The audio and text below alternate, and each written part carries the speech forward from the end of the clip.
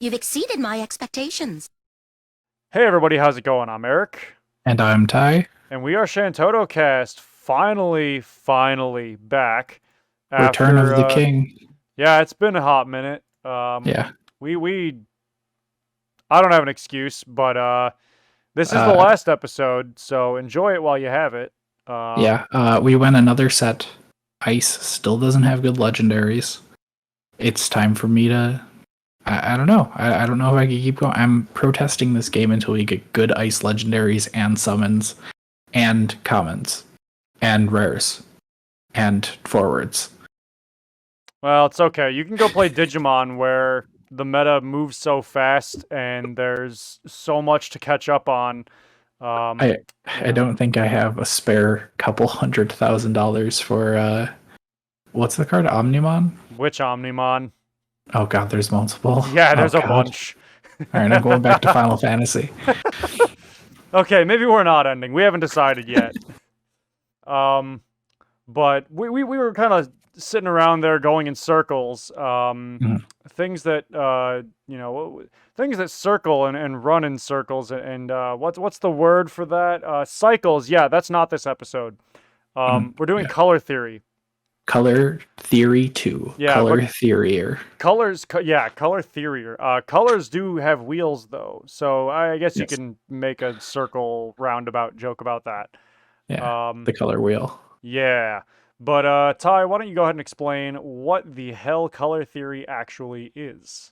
Okay, so in basically every trading card game, there are different like kind of factions, different colors, if you will. Pokemon has Pokemon types. Magic has Wooburg, white, blue, black, green, red. Like, and with each color kind of comes certain characteristics that are generally exclusive to that color. They can bleed into other colors.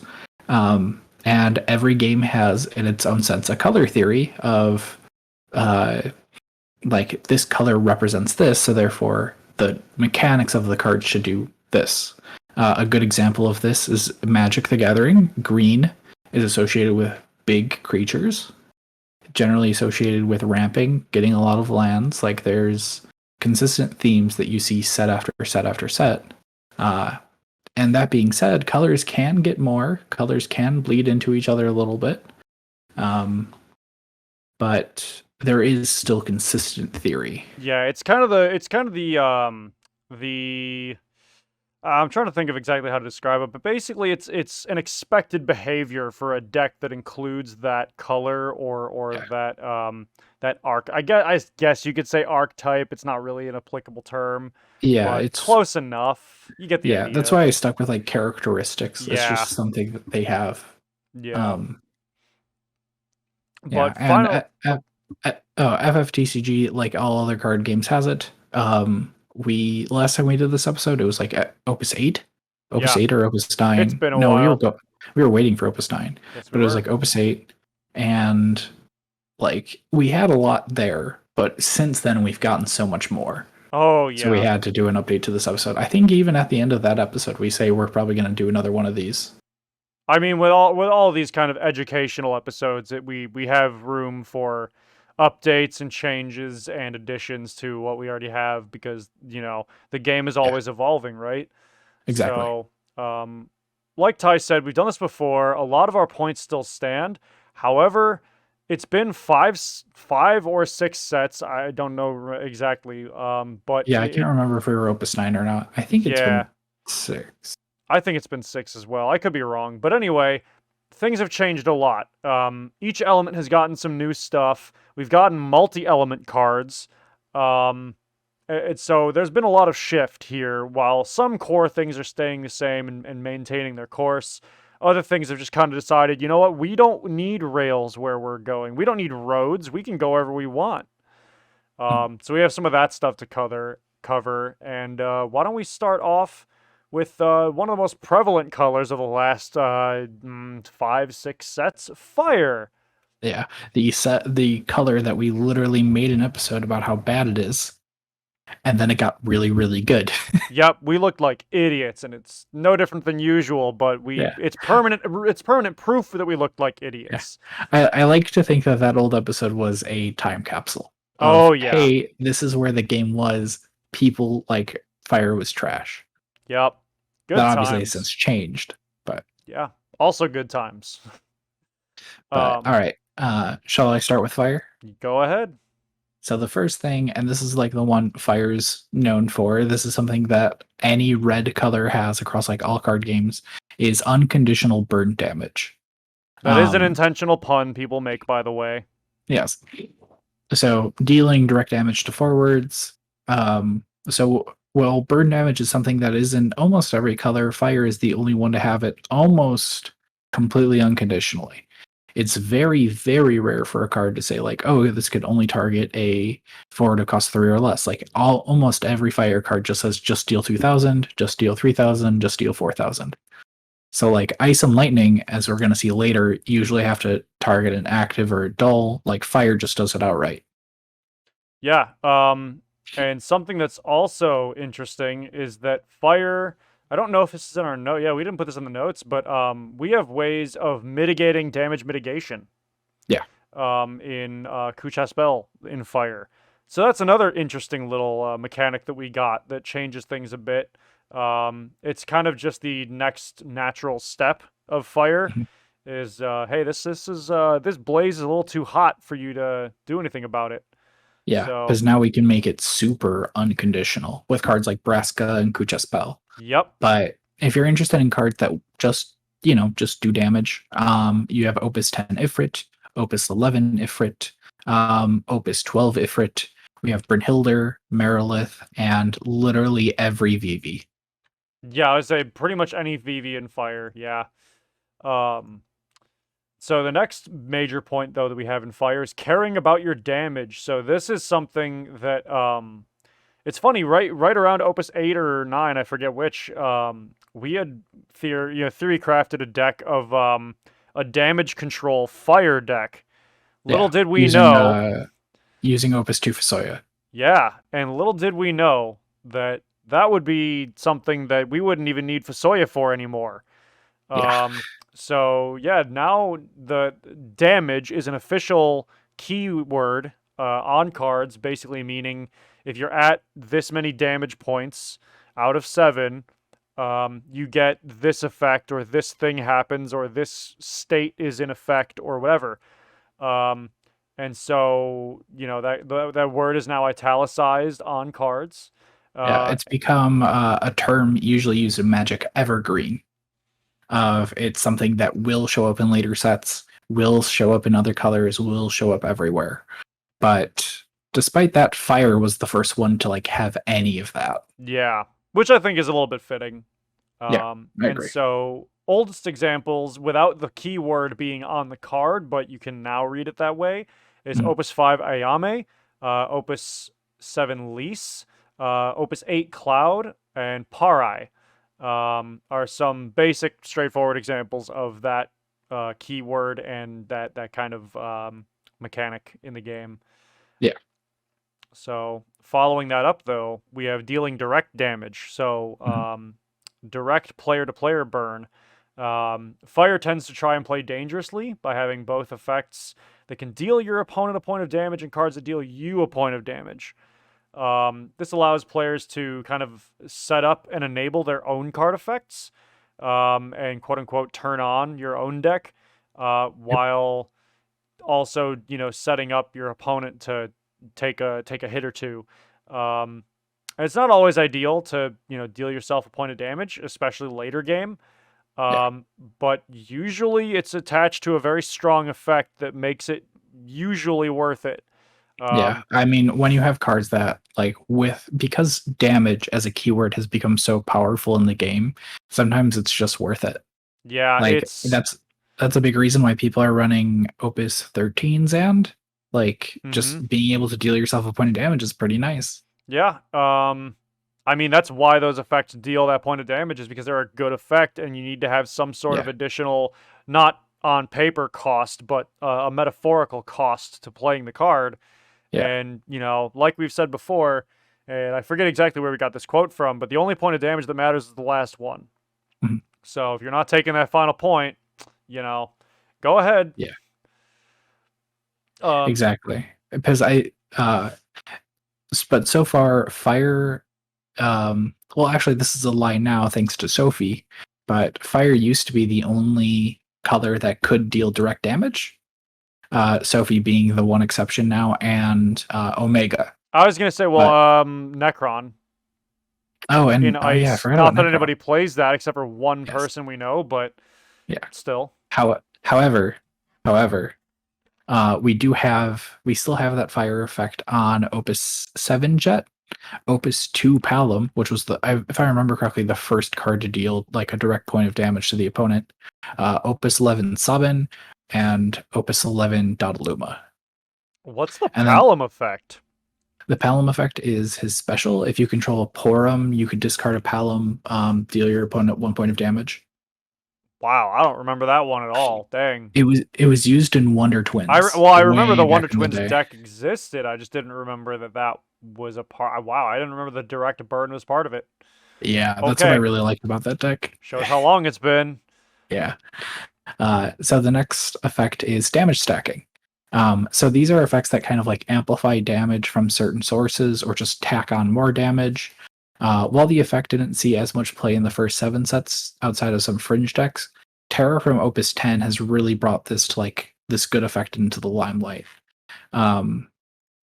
So for examples of this effect, Iroha, which has been seeing a lot of play in Samurais, increases all damage that fire sources deal, or fire characters Fire deal by 1k. forwards. Okay. Yeah. And then we have Terra, who adds on an additional 2k as a separate effect.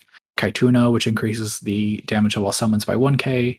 Opus 3 Palom, which I think he just increases the damage to everything by 3k.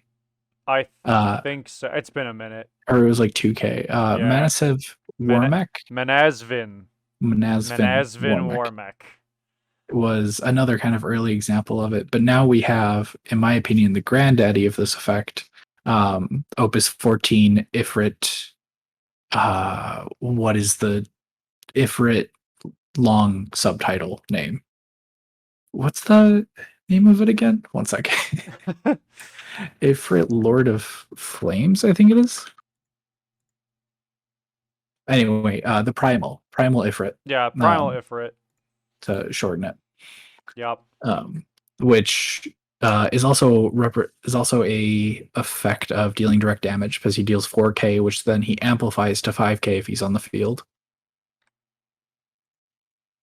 Yeah, that's pretty gross. Ifrit Lord of Inferno. There we go. Inferno. There we go. Yeah. There you go. So yeah, so a lot of the fire effects are generally have to do with stacking. When we did this episode last, we also associated fire with Brave and Haste, but that has largely fallen off. Yeah, there's a lot of cards in other colors that have kind of absorbed that. Yeah, while there aren't too many in certain colors like Ice still hasn't really gotten many haste cards, or it's a very conditional haste. Fire has like almost completely fallen off of it. Like it gets like 1 haste card a set, and it's usually a decent card. For example, the 2-drop Zidane, Opus 14 Ilwa. Mm-hmm. Like they're good, but it's not as central as it used to be. Fire is not as much an aggro color nowadays. Yeah, it's really not. I mean, it's still viable for aggro, but when you're playing fire, you have a little bit of aggression, especially early on, but your end game is control, which is really weird to say, but here we are. Yeah, that's like the thing about it is to have a color go from this like red deck wins concept to just like, oh, we're just gonna like bring you to time, we're gonna like make you mill out, was a weird change that we didn't really see coming. But to be fair, it's welcome. Fire has become a really fun color to play now. Yeah, I mean, with the amount of summon recursion you have in fire as well, with the FFTA, the mage in the back, I think it's a black mage. You have Terra. Black mage, the summon recursion. You have the summon searching with the Kaitunas and stuff. Like it's Yes, fire's changed a bit, but for the better, I suppose. Definitely, definitely. It's become more fire. It has like it kind of, if you will, kind of lit a fire under its old themes and has really kind of like stepped up to it, which I love. I like absolutely adore playing fire now. Yeah, it's great. I mean, I know a lot of people are happy about it, especially some of our local players who just never let go of fire to begin with. Yeah, until you face down an Opus 14 Illua. Sure. um, But should we move on to ice? yes, Yeah, let's get yes, to the opposite of fire. yes. My favorite color that, as our opening joke made it out to be, hasn't been so great. Like, it's kind of funny talking about ice now after praising fire for how well it's been doing. While ice has kind of stayed in relevance, but is generally like, it used to be like the monocolor deck. Like mono ice was so good, very powerful, and now it's just kind of fallen off. Yep. Um, But go ahead, Ty. This is your color. This is your element. yeah, all right, I'll start. So the first thing that ice has is dulling. So while there's cards in like basically every other color that can dull. Ice does it the most often and usually the best. While it's not a form of removal, it's usually a cheap effect to knock down a blocker or preemptively stop an attacker and just stave off some damage. Um, yeah, dulling isn't as powerful as it used to be, but it's still handy. Like, still good to just kind of keep the opponent down for a while. But good cards that are good examples of dulling effects. We have Opus 12 Carbuncle, Opus 3 Shiva, like the OG, like Dull 2, Opus 11 Eldenarsh, Mind Flare, and Hunt Legs. Yeah, dulling isn't as relevant these days, particularly because wind exists. Yeah. Wind has the audacity to exist. Yeah. And so with wind and a little bit of lightning, and a little bit of earth, it's just not as effective at this time. Yeah. Although if freezing became more of a permanent thing, which we'll get to freezing in a bit, but if Mhm. freezing became a more permanent or more impactful part of the game again, then dulling will be a very terrifying mechanic to, I guess, bring back to the forefront of the game. Yeah.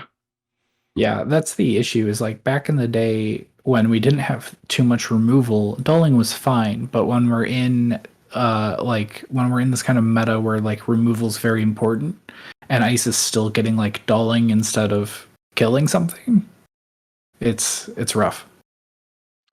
Yep, Do you want to cover freezing? let's go for it. So this is something that I never do, but both in real life because I'm a heat generator, and also because in the game I don't play ice. But we have freezing. So, like I said before, dulling is cool, but keeping things down is better. And it's usually better to remove something from the field.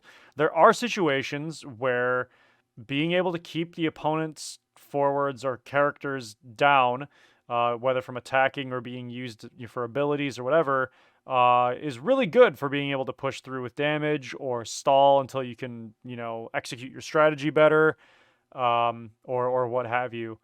Um, Yeah. and so some of good examples of this are Opus 11 Mute, Opus 7 Sephiroth, screw that card, uh, Lancer Classic. Unit, Opus 1 Shiva, and Opus 10 Squall. Yeah. So another thing about freezing, and this is something that's kind of made it better, is like prior to, I want to say like Opus 8 and Opus 9, you can only really freeze forwards.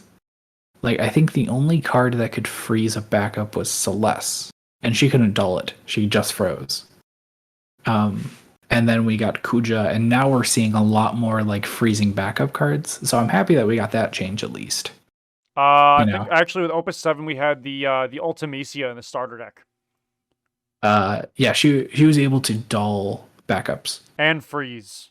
It was Dull it was and she was freeze. because she was modular. She was a pick one of three if you're a damage whatever, pick two of three, and the One sec. options I forget what the options all were, but I think dulling and freezing were two different modes. Free. Yeah, choose two characters, doll, freeze all forwards, freeze all backups. Yeah, you're right. Yeah. Ultimecio is like one of those few examples. Yeah. But hopefully we do get like, if there's anybody who's played against a Opus 13 lock or Opus 12 lock, like you know how kind of scary it is to have two backups frozen. So hopefully we can get a little bit more of that. This is me pleading with Square Enix. Yeah, I'm gonna speak up right now. Don't give this man what he wants. He's had his time. He needs to Say, he needs to lose some games. He needs to eat some humble pie. all right, that's fair enough. However, the thing that they really need to buff up is my favorite mechanic, discard. No. So discard is a powerful tool in any game because it takes away options, it takes away advantage, and in this case of the game, it takes away mana. You can't discard cards to overplay things, or to just play anything really. Discard effects are usually a bit overcosted, but extremely powerful. Discard it.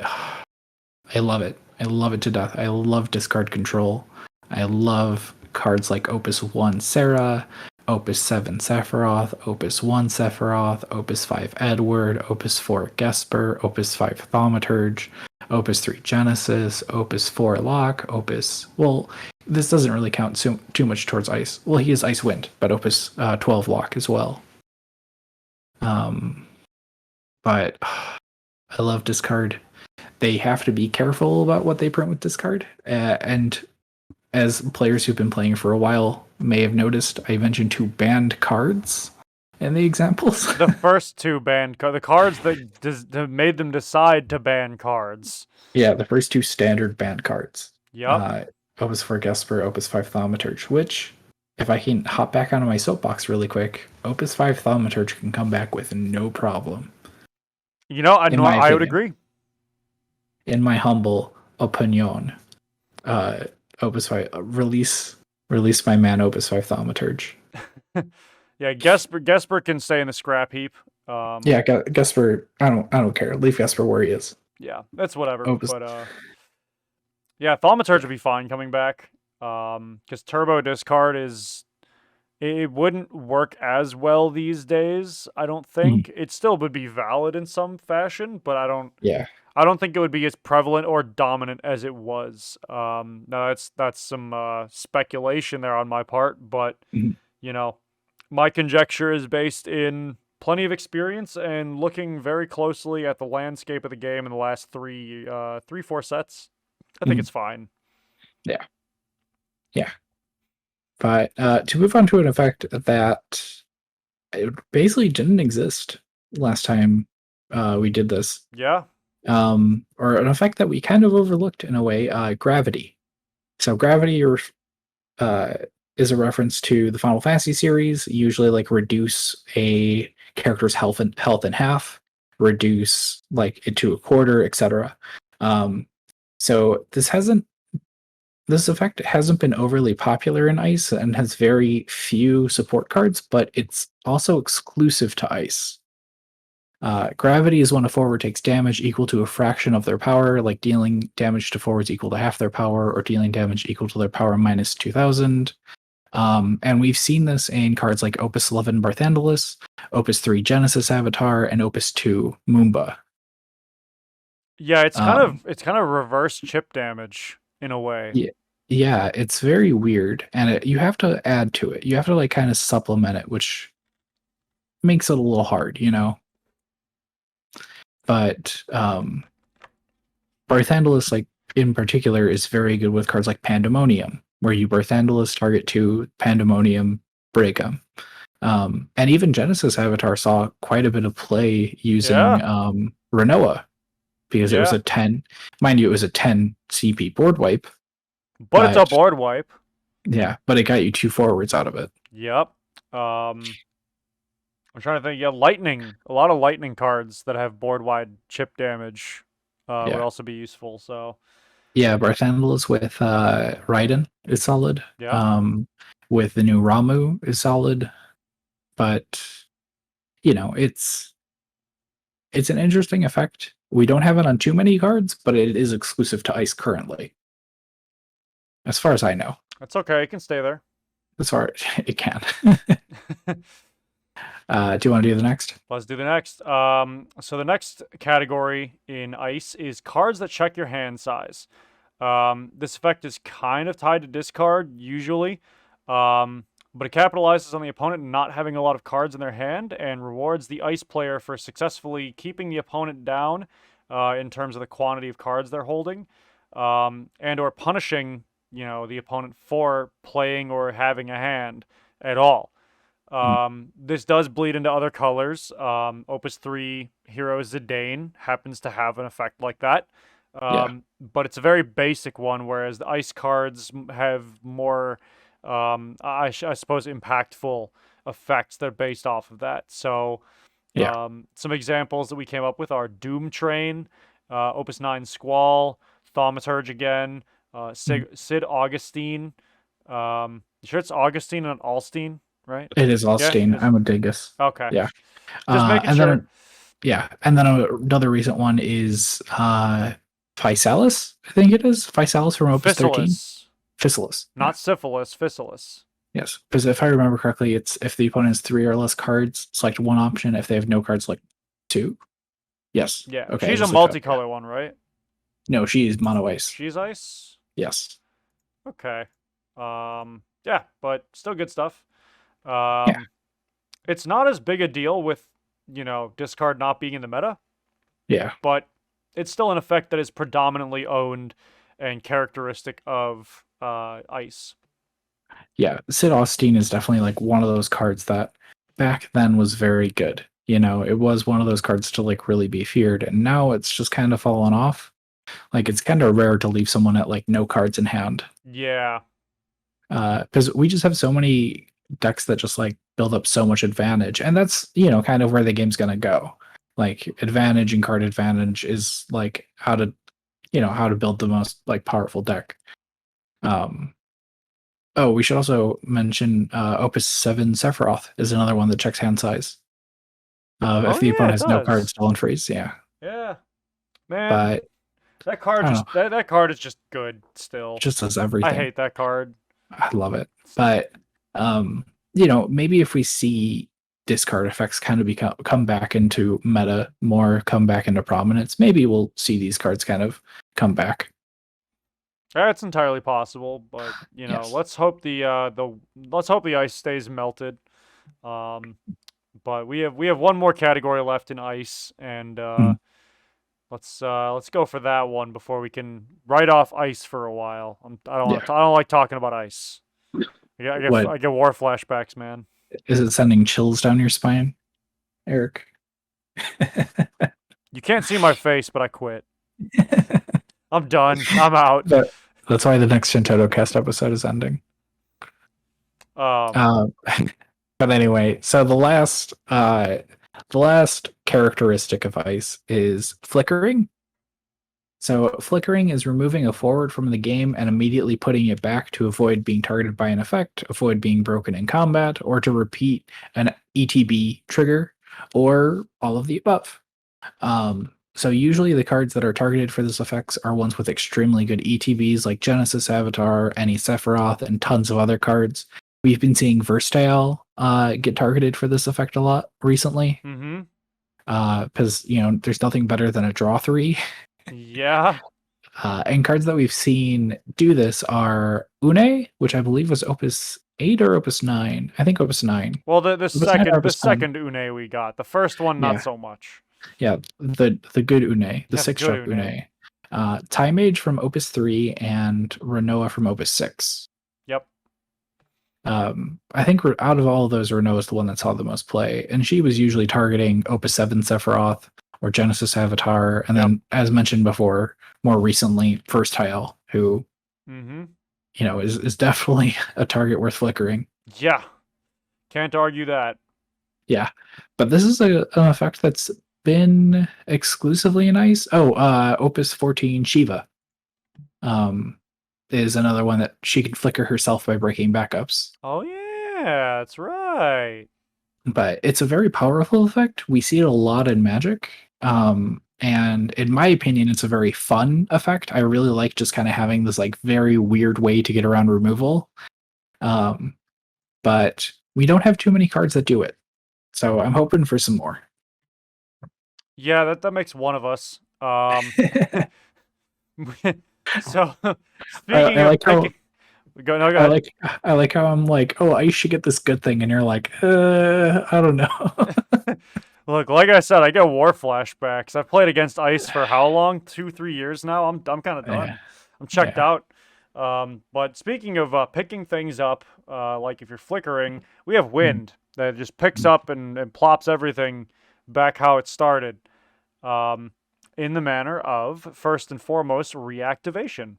mhm. Um, this has been one of Wynn's best attributes since the game started, being able to reactivate forwards and backups with little or no cost, or even sometimes a plus, making it easy to play multiple cards in one turn or surprise the opponent by reactivating a blocker or something else right when they don't expect it or when it's most inconvenient for them.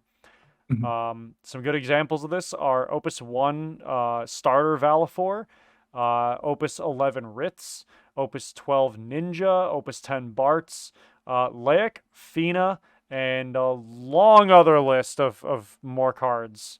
So many Um, cards. there's so Opus many. 1 parts, like Opus. Oh no, we already said Opus 10 parts.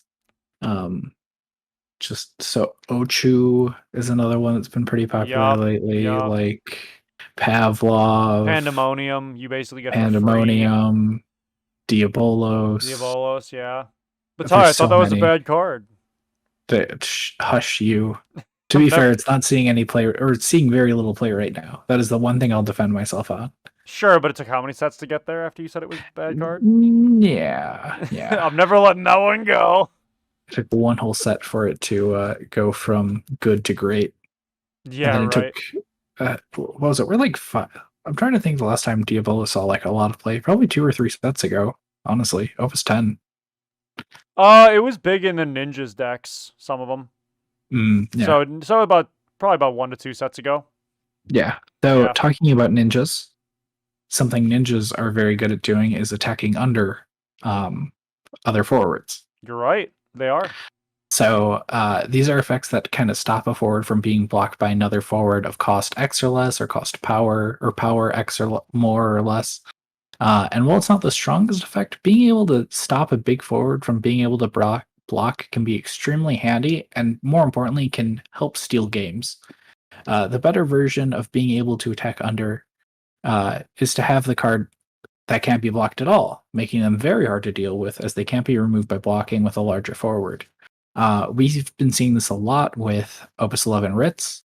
As soon as you hit damage 3, just having a hasty 8k Yeah, that that one's attacks gross. that can't be blocked Yeah. reactivates 3. It's really gross. But we have other cards that have also stolen games like Opus 5 Adele, Opus 12 Yashola, if you count multi-element cards, Hmm. Opus 6 Paul, Kobol Jordian, Opus 2 7, Opus 1 Yuffie, and Opus 1 Zidane. A Yeah, lot of there's a good cards. there's a good list of options there. I think a couple of the ninjas actually like directly have this kind of effect. Yes, if I Don't remember correctly, Tsukinoko is one of the you ones mean that has it. Sukinawa? Tsukinawa, that's it. Um, yeah, I could swear one of the versions of him has that. I think a Yuffie also has that. I lose track. I don't play ninjas. Um, Yeah. but it's a very good effect, and you can again. There's things in other elements that allow you to do this effect, but Wind has it just built into a lot of cards. Fun fact, Tsukinawa, both of them have dodge effects. Ah, neat. I did not remember that. Yes. Okay, well, Yeah. But um, yeah, it can usually be handy. Once again, it's not the most powerful effect. It's not like the most important effect, but mhm. it does help. It steals games. It Yeah, really does. yeah, definitely. Um, but speaking of stealing things or ruining for the opponent, we have milling. Um, milling is the act of making the opponent put cards from the top of their deck or from their deck in general into the break zone so they can't use them. They don't draw them. Um, This is usually in an effort to rob the opponent of cards that they're looking for, or to shorten their deck, kind of compress it, to make them try to lose via drawing no cards in the deck, or getting rid of a card that they were really hoping to find. It's not the most powerful thing we have. It's not particularly strong. Especially the longer the game goes on, the more graveyard interaction we get. But this theme is the reason that Opus 2 hero Riku was banned. So don't discount it, because it was relevant. It was a big deal, and it hurt people. It made people cry. Yeah, it was rough. I only played against the deck like twice, and it was rough. Yeah, I've never had Mill actually like directly kill me, but I mean, you still feel bad, like, oh, take 2 off the top of your deck. That still feels bad. Yeah, like the reason she got banned is because the deck she was running, Weewa, was able to play a very grindy game and then reactivate Riku to just constantly get mills off. And it was good. It was really good. Yeah, it was brutal. So some examples we have are obviously we have multiple versions of Riku, but particularly Opus 2 and Opus 1 Riku. Yep. Opus 10 Thief, Opus 7 Thief, Opus 8 Selkie, and Opus 5 Non-Amigo. Yeah. There's a lot more cards that do this. I think a couple Sid Highwinds do this as well. You could, if you build a deck where every single card in the deck will make your opponent mill, you can just barely get there with playsets of all of them. Yeah. It's not, it shouldn't be your top priority building a deck, but if you're playing like a Pauper Knight or something, consider it, goof around. Yeah. Yeah, milling it's weird because it's very deceptively powerful. Because especially right now in the game, it is very good in Final Fantasy only because we're drawing 2 cards a turn. Yeah. So it's a person in a way is like kind of milling themselves out because ultimately you draw your 5, right? So that leaves you with 45 cards in your deck. That's basically like 22, 23 turns. Yep. Depending. And every time you search, you're reducing that. So this deck can kind of slip in and be able to like really kind of push you to the end of the game, but you still have to run kind of a stalling strategy. Yeah. Which has its ups and downs. Right. You rely on your opponent not really doing much, and if they play a quicker, harder game than you, then you're just never going to get a chance to execute your strategy, and you just kind of default lose by default. Exactly. So, but let's move on to something a little bit more prevalent, more common that we see in the game, especially nowadays. Yeah, something that between you and I believe should be in ice more, but I could probably say that for a lot of things on this list. Look, Ty, you can't have your cake and eat it too. Ice can't have every mechanic in the game. That's not fair. Well, I don't know if you've noticed, Eric, but wind has every mechanic in the game. Really quick, have you seen... You don't have to post a screenshot of this or anything, but have you seen how big like wind section is on these notes? Yeah, it's long. It's a lot. Long. It's long. Twice as long as ice. Yeah. So let's just fair preview for all of you. To be fair, Earth is pretty long too. Yeah, but we're talking about that, and not to reveal our hand, but the next mechanic is revealing the opponent's hand. Well, now Ty's just trying to bait me to quit. Yeah. This is just going to be the episode. Is us building up bad enough puns to make the other person want to quit? Yeah, sounds about right. Yeah. So revealing the opponent's hand. So while this seems a bit of an odd effect for a color that already has so many control elements, looking at an opponent's hand is another contributor as to why wind is such a good color. As it also has access to several cards that allow you to know what the opponent is keeping in their hand and what they have planned. Knowledge is power. Anytime, always, and forever. Yeah. The more you know about your opponent's hand, the more you can strategize yourself, the more you can plan turns and turns ahead. Because if you never see it leave their hand, you know it's still there. Yeah. So, And there's a lot of cards that can do that in Wind, and some are better than others. But actually, there's very few cards that can actually do that in Wind. I was gonna say that's a little backwards. Yeah, my bad. So we have Opus 3 Zidane, Opus 6 Zidane, Opus 5 Sid Paladina, Opus 8 Thief, Opus 5 Thief, and that's it. Yep. The only other card that could be added to this list, but it wouldn't be Wind, is Kateseth, K-Sheath, however you want to I pronounce it. believe there's also the what's his name? Don Corneo? Don Corneo. Oh, well, that's selected card showing. They show 4 or 3. I mean, showing cards is whatever still that effect showing is. cards. That is true. That is So, true. I'm calling you Universal. Yeah. So this is a small thief that's slightly shared with ice. Well, now it's shared with ice. But so far has been kind of exclusive to Wind. I mean, we've really seen how powerful this effect is because we still see Opus 3 Zidane see play. Like, if that's like more than enough, in my opinion. Oh yeah, that card is one of the reasons people still crack Opus 3 to this day. That and Lena, but details. Yeah. To date, this episode, Lena just got revealed as the legacy rare of Opus 16. Opus 16, yeah. Yeah. So there's one less reason to open up Opus 3. Well, all the more reason to open up Opus 16. Exactly. Yeah. But yeah, so these effects are so good that they kind of have to kind of keep them limited. Like Opus 3 Zidane is such an insane card. And the act of just seeing the opponent's hand is good, but being able to interact with it via Opus 3 and Opus 6 Zidane was even better.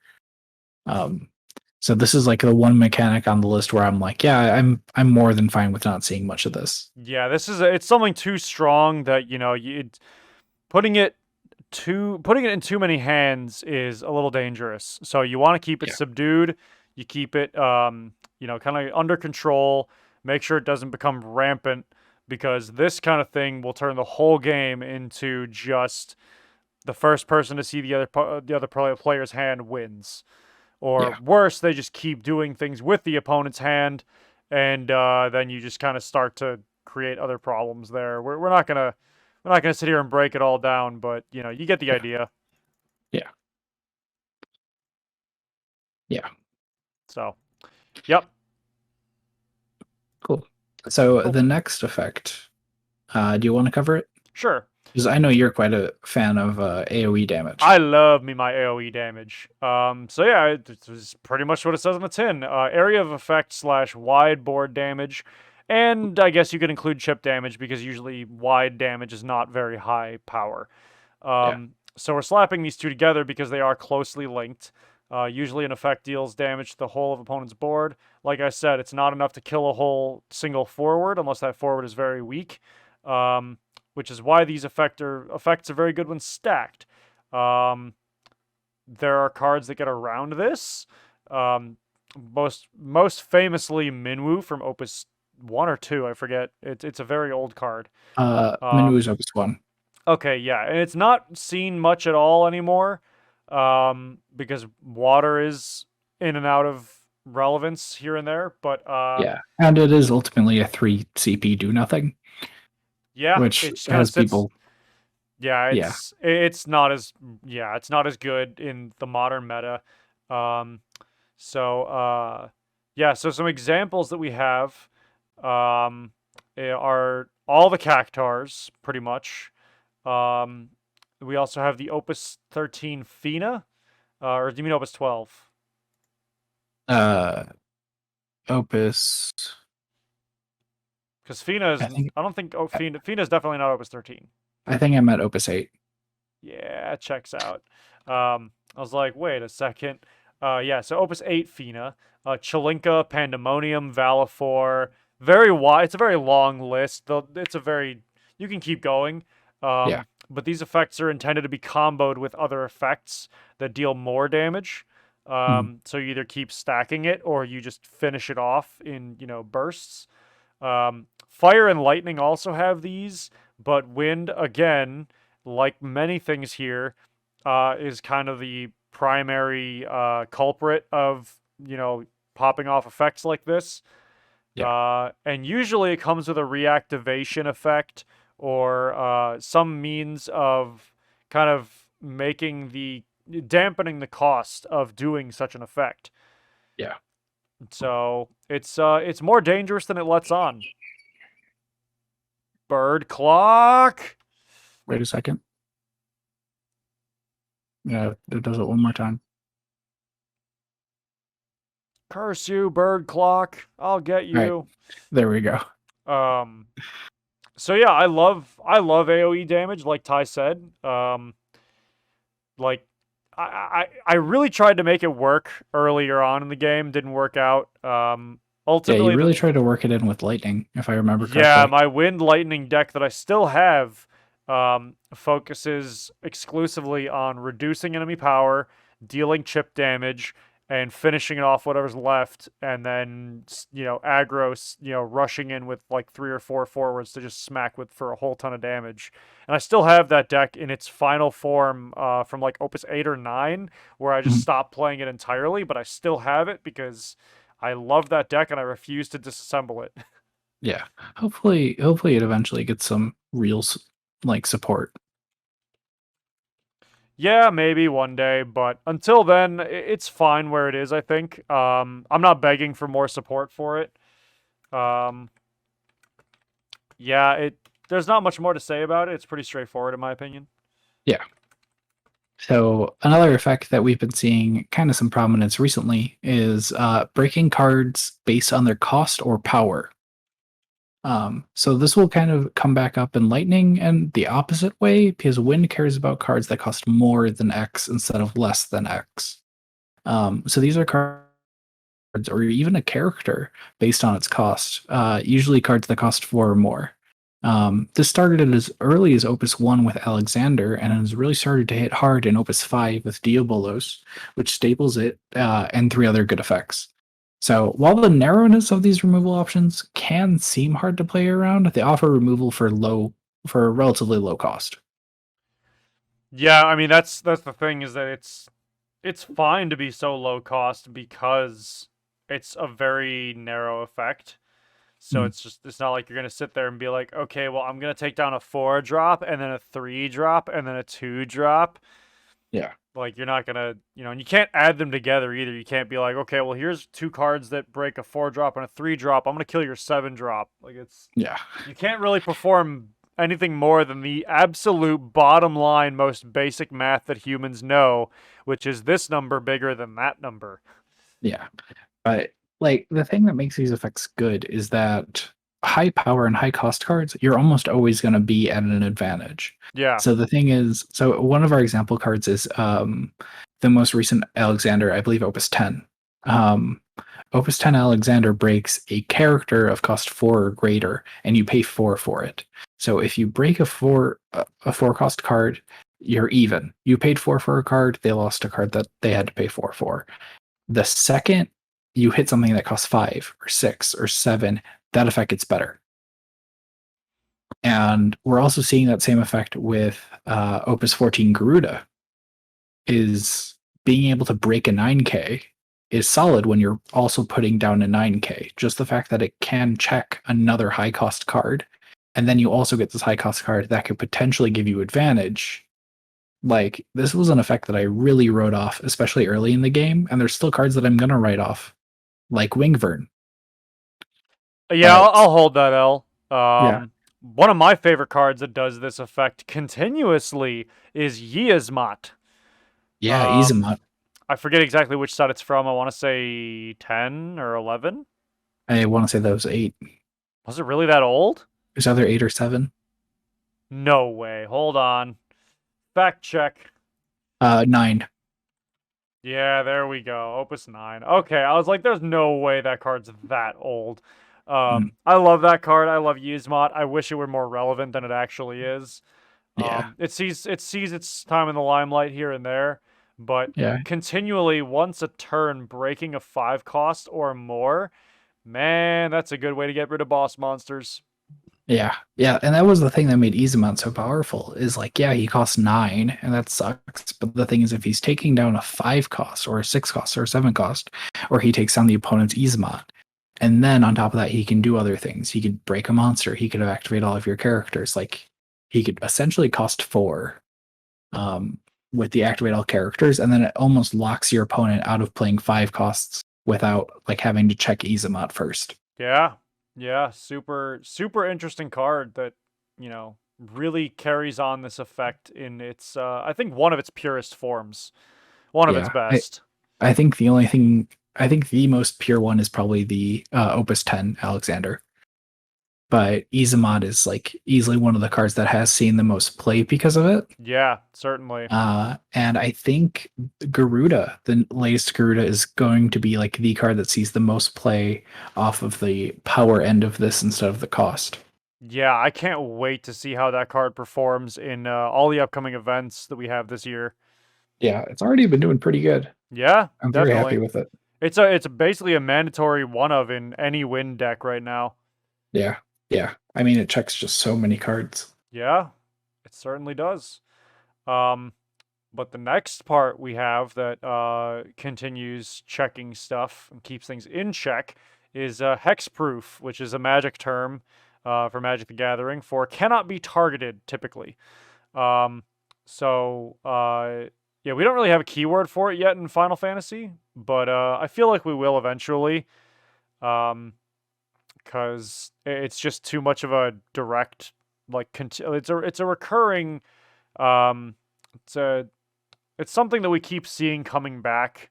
Yeah. So it, you know, it's I don't want to say thematic, but like we know it well enough by this point that it might as well just have a keyword. But basically this is a powerful effect that stops the opponent from being able to target or in some cases remove a certain forward. So while other colors focus on canceling this, you know, the source, this just, you know, kind of dodges the source. Doesn't it pretends the source isn't there, even though it's still there. So you know, it doesn't mitigate any damage. It doesn't shut down the summon or effect. It just dodges it entirely.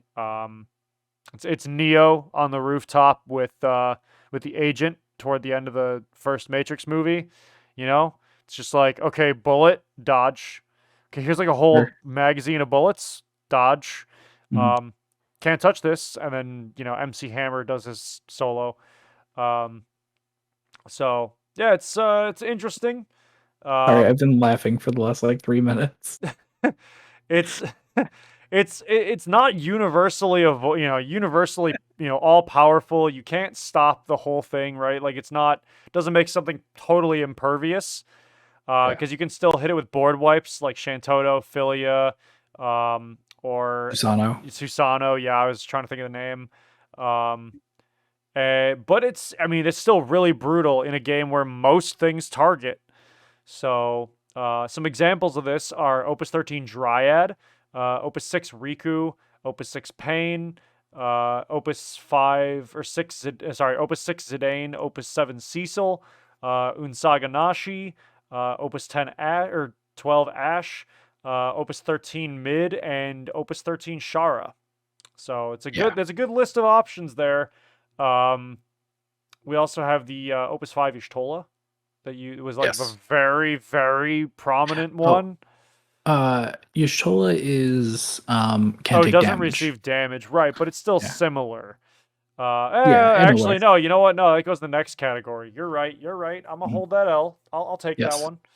Yes. And the whole next category is not receiving slash reducing damage. So this is an aspect that's shared with water, and which will come up later. But while this effect isn't as powerful as it once was, now that there's more ways around it, most iconically BFA and Kuchaspell, like still being able to have a forward that can take damage from certain sources or can't take damage at all can be frustrating really to deal with, especially if you're playing like a mono fire or a lightning deck. Oh yeah, no. If you have a deck that doesn't have a lot of removal, or doesn't deal with unconditional removal, then you're kind of pinned down in that situation. Yeah. Fire has a real hard time dealing with this sometimes, especially with some new rule changes. Mm. And so, like I was Yeah. saying, we have the examples of Opus 5 Ishtola, the Opus 12, sorry, Opsu 12 Ishtola. Nice typo, Ty. Mhm. The call out. And then we, of course, have Opus 10 Aerith and Opus 10 Kane. Yeah. Yeah, this is an effect, like I said, it's a little bit more prominent in water, but still solid to have. Still solid to have. Oh, yeah. I mean, there's never a time when you don't want it. Yeah. So, can't be Yeah. upset about it. Yeah. And once again, like Kucha Spell has really introduced a very easy way around it now, but the thing is you need to have the Kucha Spell out. Yeah, if you're not playing fire, you ironically if you're not playing fire, you don't have an answer, which is funny because, a while back Minwoo would be like, "Okay, I have all the answers." And then if you're playing water, you're just kind of, sitting pretty. But if you're playing fire, you were just kind of hosed. Now if you're not playing fire, you're hosed. Yeah. Yeah. Um yeah. So the next category is my favorite out of Wind. It's very recent. And that is Storm. So I was initially a little hesitant to add it to this list. It appears in Opus 12 and is still very new, with only one card being added in Opus 13, and we just got Rosa in 14 as well. But since it's like a very popular tournament archetype, I feel like I should kind of explain it and add it to the list. So, Storm is another term borrowed from Magic the Gathering, and it's a payoff for playing multiple cards in a turn. This is an extremely powerful ability and not terribly hard to produce, as Wind has many ways, as we've covered, of reactivation and a fair amount of draw power, and it's not hard to hit a Storm count of 3 or 4. So, I didn't write this down in the notes, but I'm going to go on a little tangent. So, for those who haven't really played Magic and don't really know about competitive Magic, there is something that the game designers of Magic have created called the Storm Scale, and it's a scale of how likely a mechanic is to come back. And if a mechanic is too good, it's given a high score, and the top one on that thing was Storm. His Storm was so good that they named the entire scale after it. Yeah, that's dangerous. Yeah, and to be fair, we're kind of seeing that in Final Fantasy. Storm has been a very popular deck in the last couple, in Opus 12, Opus 13, and now Opus 14 format. And it's because of cards like Opus 12 Lock, Opus 12 White Mage, Opus 13 8, and Opus 14 Rosa. Rosa, yes. And don't forget the Ash. Yes, Opus 12. Yeah, Opus 12 Ash. Yeah. Extremely powerful right now. Extremely. Yeah, it's seeing the most popularity and prevalence in the last I don't know 5-6 weeks mostly. Yeah. Is where it's hit its peak for the moment. I'm building it finally. Ty already built it. A lot of our local players built it. It's super good. It relies a lot on bouncing things off the field and back to your hand and then replaying it. Yeah. But if you can get that effect to happen, not very difficult, then you're going to be looking to deal a lot of damage. So I forget what game it is where the whoever merchant you're buying weapons from is just looking to deal some damage or protect yourself. And Storm, the answer is yes. All right. So I think that wraps up Wind. Yep, I would say that checks out. It's gonna bug me though, I'm trying to think of which game that originated in. Storm? No, the looking to deal damage or protect yourself. Oh. Yeah. Looking at you. Oh, that I know that. I think that was no. Was that Bayonetta? From? Oh, it's Skyrim. Oh. God dang it, it's Skyrim. Cool. Well, what's the opposite of sky, Eric? It's Earth. It's Earth. Yeah.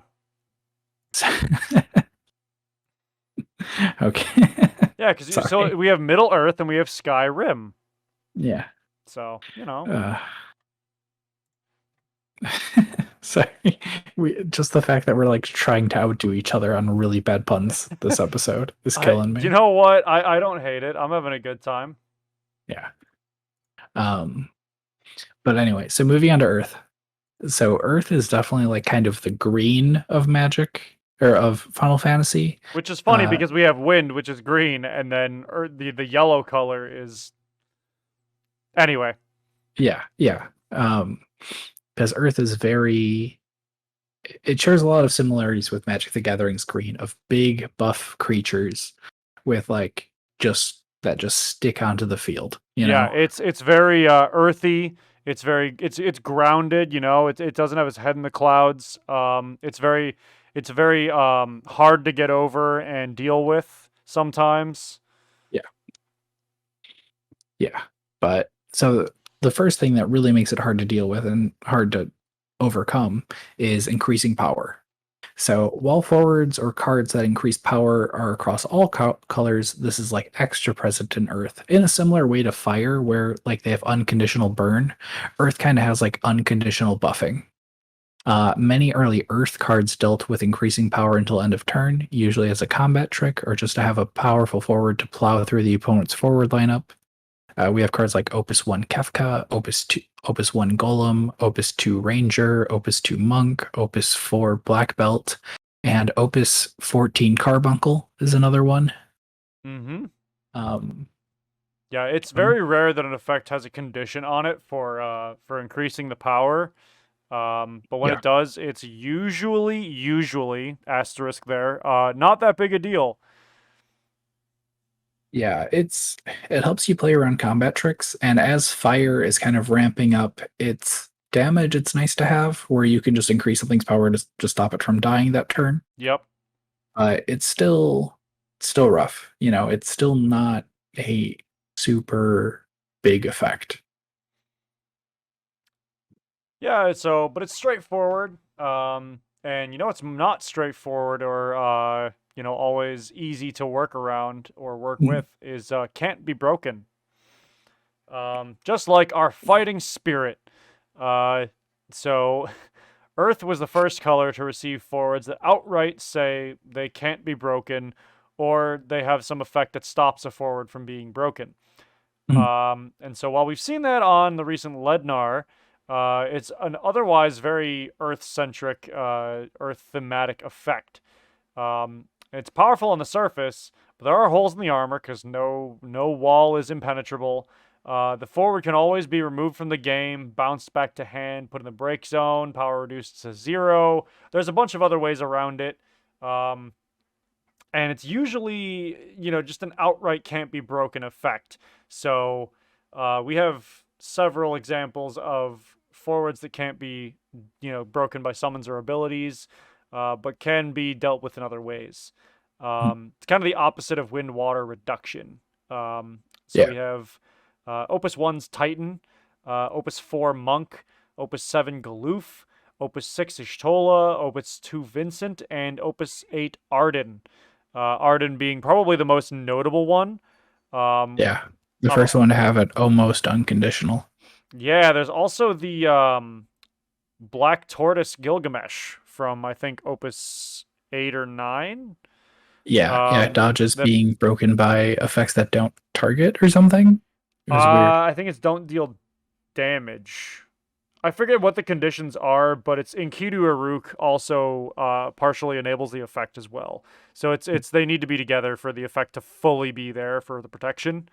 Yeah. But nonetheless, it's a powerful, annoying effect that made Mono Earth a very, very formidable deck for a couple sets. Yeah. Oh, that was it. It cannot be put into the break zone by Oh, effects. right. So So, yeah, sort of the same idea, but there is a distinction. yes. It's in the same flavor, you know. Yeah. Yeah. However, when those cards do eventually go to the break zone, Earth has a lot of ways to get it back with their next theme, Recursion. So this is a shout out to Eric Davis, who pointed out on our first episode of this, like, hey, it is a theme. And at the time we said like we didn't really believe it was major enough to be a theme.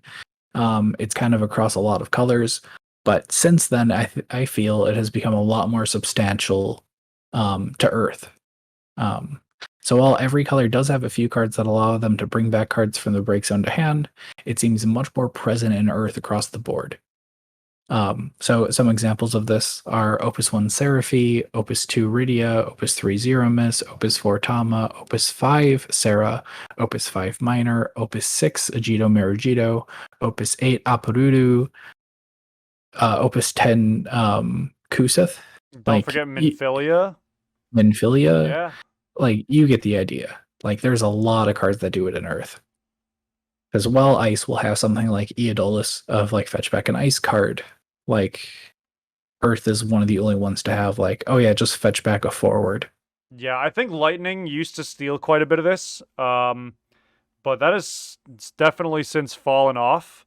Yeah. It's become almost exclusively now an Earth mechanic. Because other sets are getting it, or other colors rather, are getting it so infrequently, and Earth just keeps getting it. So, you know what? Let's let Earth have a win. They can have it. Mother Nature hasn't been doing so hot the last, I don't know, 200, 300 years. So, you know, she needs a win where she can get it. Yeah. And nobody appreciates mothers enough. Everybody go give your mother a hug if you can. Mm-hmm. Let her know you love her. Yes. Talking about our Earth and our Mother Earth damaging it. Spoilers, this episode's actually about global warming. Terrible joke aside, caring about your damage is another theme of Earth. And while damage effects are like kind of across the game right now, Earth cares about a specific amount of damage you have taken and usually converts it to power. We mentioned earlier this is something it shares with fire, but Earth has had it for longer, harkening back to Opus 1. So some examples of this are Opus 1 Dark Knight, Opus 1 Gabranth, Opus 2 Dark Knight, Opus 4 Dark Knight, Opus 5 Cecil, Opus 9 Gabranth, and Opus 10 Warrior. Yeah, it's got a lot of options there. Earth, typically the effects are, very different than they are with the fire situation, as Ty mentioned. But nonetheless, very powerful. And, the fact that it's been around so much longer in Earth definitely sets it in stone as kind of a staple of that color, for sure. Yeah. Yeah, definitely. Yeah. So... but speaking of things that can't go away, rights that cannot be taken from individuals. The next category in Earth here is cannot become dulled. So it originally seems like it was designed as an anti-ice ability, and it typically is tied to monks, interestingly enough, or was for a while. You know, some cards, many other cards now, cannot be dulled by the opponent's effect, or cannot be dulled to other forwards. So some solid examples here we have are Opus 1 Guy, Opus 4 Black Mage, Opus 5 Yang, Opus 6 Mott, Opus 13 Gudon. I do also believe... there's a couple other really big ones that I'm just blanking on right now. But those are they're all very good, very useful cards that for quite a while were anti-meta. And Earth seems to be the right color for that, considering its position. Yeah, it's kind of fallen off as an effect, and it's still handy. Like, we still have cards that dull, but it's just not... It was good when Mono Ice was so good. And now, you know? Yeah, pretty much. It's one of those things that, like, every time I'm building a deck and I'm including Earth, I'm like, should I include this? Like, I think about it every time, and every time I'm like, eh. It's just my old habits speaking. You know, old habits are hard to break. Yeah. Yeah, because I've been playing I've been playing Mono Earth Monks lately using Sophie. And I actually had a game at our most recent locals where I was playing against Ice Earth 7. And I played I believe it was Mott. Yeah, I played Mott kind of early. And Jesse just had so much trouble with it where he's like, oh, I'm going to dull and freeze. Oh, yeah, I can't. And it's like, oh, yeah, I forgot about that. I forgot about that. Yeah, right? It's like it's your deck, and you're like, oh yeah, that throwaway line that's just kind of there. It's like, wait, it's not a throwaway line anymore. That's relevant. Yeah, Mott does something more than just search another monk. Like, cool. Neat. It's his hidden ability. Yeah, there you go. It's the secret technique of the monks. Yeah. It took a lifetime to master. Yeah. So, once again, not super relevant now. Don't expect it to be put on a bunch of cards, but it's still handy. You know what is put on a bunch of cards now? Yes. Multicolor tapping.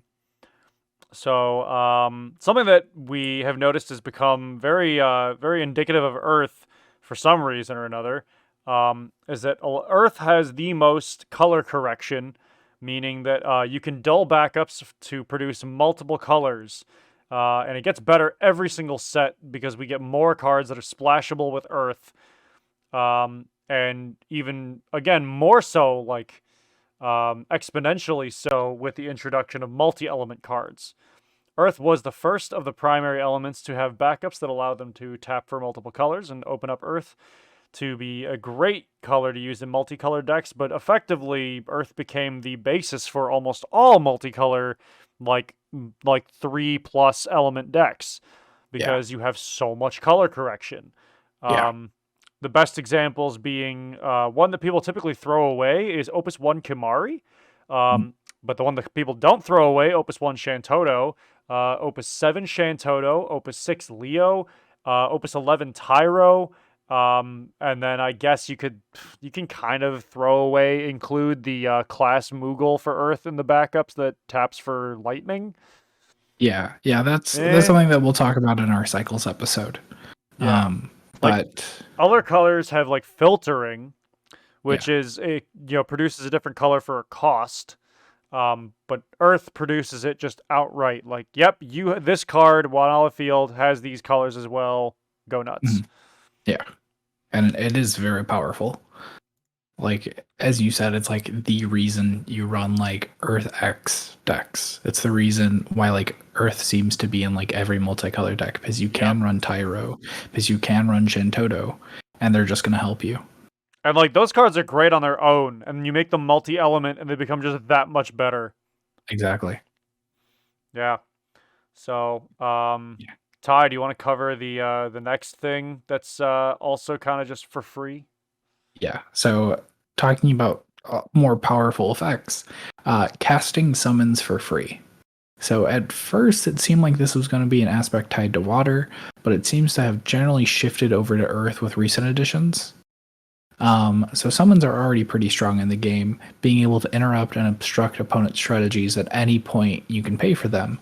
But being able to play them for free is absurdly strong, and we've seen this with Opus 10 Rydia slinging 7, 8, or even 9 cost summons for free and like that's just nothing to scoff at. Yeah, it's disgusting. It's filthy. Yeah. So examples of this effect are Opus 10 Rydia, which I just mentioned, Opus 13 Rydia, Opus 6 Agito Murigito, Opus 3 Summoner, Opus 13 Une, and Opus 13 Doga.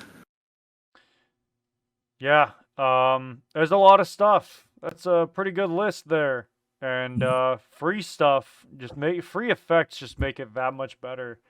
It is genuinely terrifying to be staring down free summons, because anything you do to get to that point just gives you value.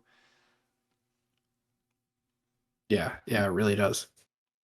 Yeah. So, but with that pretty direct thing out of the way, another thing that's usually pretty direct is fighting. Earth is the only color that has fighting currently, if I'm not mistaken. I believe, yeah, I can't think of another color that has it. So what we mean by fighting is in Earth, there are several cards effects that outside of your attack phase or combat phase, forces two forwards to deal damage to one another or one will deal a one-way attack to the other one. It's usually associated with green in Magic the Gathering, and it tends to operate the same way as it does for us here in Final Fantasy. It usually is a reward for having like strong, beefy forwards, but there are also cards that buff before the attack happens.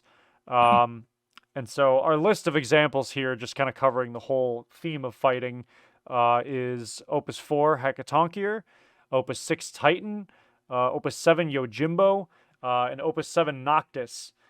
We don't see this as much these days. There's also the older Raubon from Opus 4.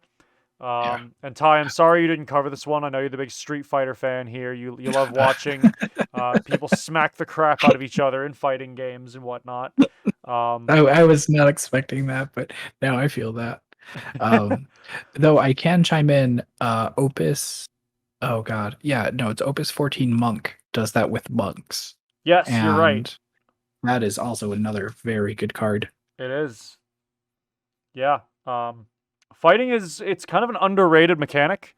It's something that most people don't remember is relevant, and then they see it and they're like, "Oh yeah, that's a thing." Wait, that's a thing. Crap. How do I save my forward? Yeah, it definitely leads to a lot of very interesting interactions of just like, okay, I'm gonna hack this, and the person having to be like, I'm gonna buff it. It's like, well, I'm gonna buff it, or I'm gonna have it attack this other thing first, so your buff doesn't matter. Blah blah blah.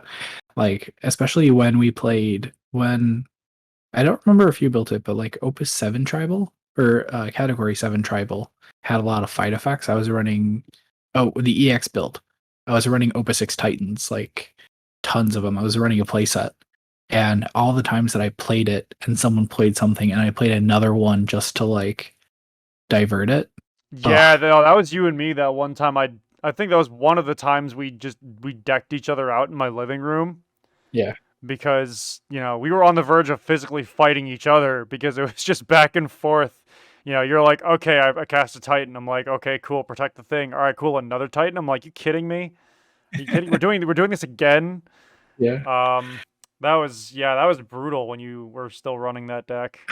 Yeah, and I still love that effect. I still run Hecatoncheirs in my Golbez deck just to be like, just because if they like throw something to block in front of Golbez, so Golbez doesn't die, it's like, oh, here's Heka. I'm gonna get rid of 2 of your things if my Golbez dies anyway. And then you just profit.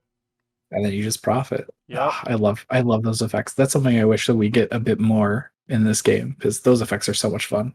They are super fun, but they can get out of hand pretty quickly, just like real fights. Yes. However, you know what's a mechanic that's very not fun? Here it comes. Raking backups. I was about to call for backup. Dang. Yeah. So this is an aspect that's also slightly in wind. In Opus 14, we also saw it slightly in fire with Garland. But Earth seems to have more options when it comes to just breaking backups. Breaking a backup on the surface seems like kind of a weak effect. It's not terribly hard to just play another backup and move on. But depriving the opponent of a key backup when they need it or stop them from curving out on a crucial part of a large game is very powerful. Earth doesn't have too many cards that break backups, and it is a very powerful effect, so I don't blame them. But it is like too present to just ignore. Yeah, it's terrifying. It was definitely relevant and a consideration you had to keep in mind when you had Minwu, especially in water. But with a lot less decks running that one now, you have to still worry about other effects in the back row being shut off or dealt with. Because your backups are such a huge and crucial component of your whole board, especially now more than ever. That just depriving the opponent like that of anything that they have in the back row, regardless of what it does, is definitely a detriment to their overall mental well-being. They're gonna lose a backup, but they're also gonna take some mental damage too. Yeah. So some key cards for this are Opus 1 Hecatoncheir, Opus 11 Mandragora, Opus 5 Heretical Knight Garland, Opus 10 Doga, and my personal favorite, Opus 12 Fenrir. Like, so I mentioned before, I've been playing monks, and Fenrir is such a good card just because it breaks a Tyro. Like, Tyro is just like having to put 5 CP into a card and then just break it. Oh, it like to just have that broken sucks. Like, it can swing the game. Yeah. No, again, I'll reiterate, just killing any particular backup can sometimes make or break a game in someone's favor. Just absolutely gross. Yeah, it's disgusting, especially if you do it early. Like in Magic, like breaking lands is like such a slippery slope, and it's such a powerful effect. So to like actually have it in a game where it doesn't feel too powerful yet, but is still a good asset, I love it. Well, let's consider the difference between this and Magic, though. In Magic, you can Yeah. have infinite backups or your lands, right? Final Yeah. Fantasy, you're limited to 5 in the standard formats. Yeah. So taking away 1 out of those 5, if they have even a full 5, can Yeah. just be devastating. Yeah. So Magic, you need to build around it. Final Fantasy, just doing it once can hurt plenty. It's a good enough effect that they just throw it onto other cards that do other things. Once again, like Opus 12 Fenrir. Like, it's just good. Yeah. All right. Well, now we covered ice a while ago, but let's go into what I think is your favorite element. Yeah, you could argue it's my favorite. I still haven't officially speaking picked one, but I do like the color purple, so let's just say it's my favorite. We have Lightning. Not to be confused with the character Lightning, although I do find her an interesting character as well. She's pretty cool. She's pretty cool. And she's in Lightning as well. Yes, yeah, you know what? Now that I think about it, she is. She's also a fashion model and a soldier. Much like Lightning, the real life Lightning that comes out of the sky. Yeah, sure. Let's go with that. Sorry. We're just like, we're probably like an hour into this recording. So yeah, we're an hour and 20. To get loopy. Hour and 20, really? Yeah, just about. I mean, that's without cutting anything, but yeah. Oh god, this might have to be a two-parter. We're at 70%. We're at page 7 of 10 of the notes. Yeah, we're most of the way. So hang in there, folks. Work with us. But yeah, so Lightning, the first theme of Lightning is choosing active forwards. So this is by far the most representative of Lightning as a color in the game.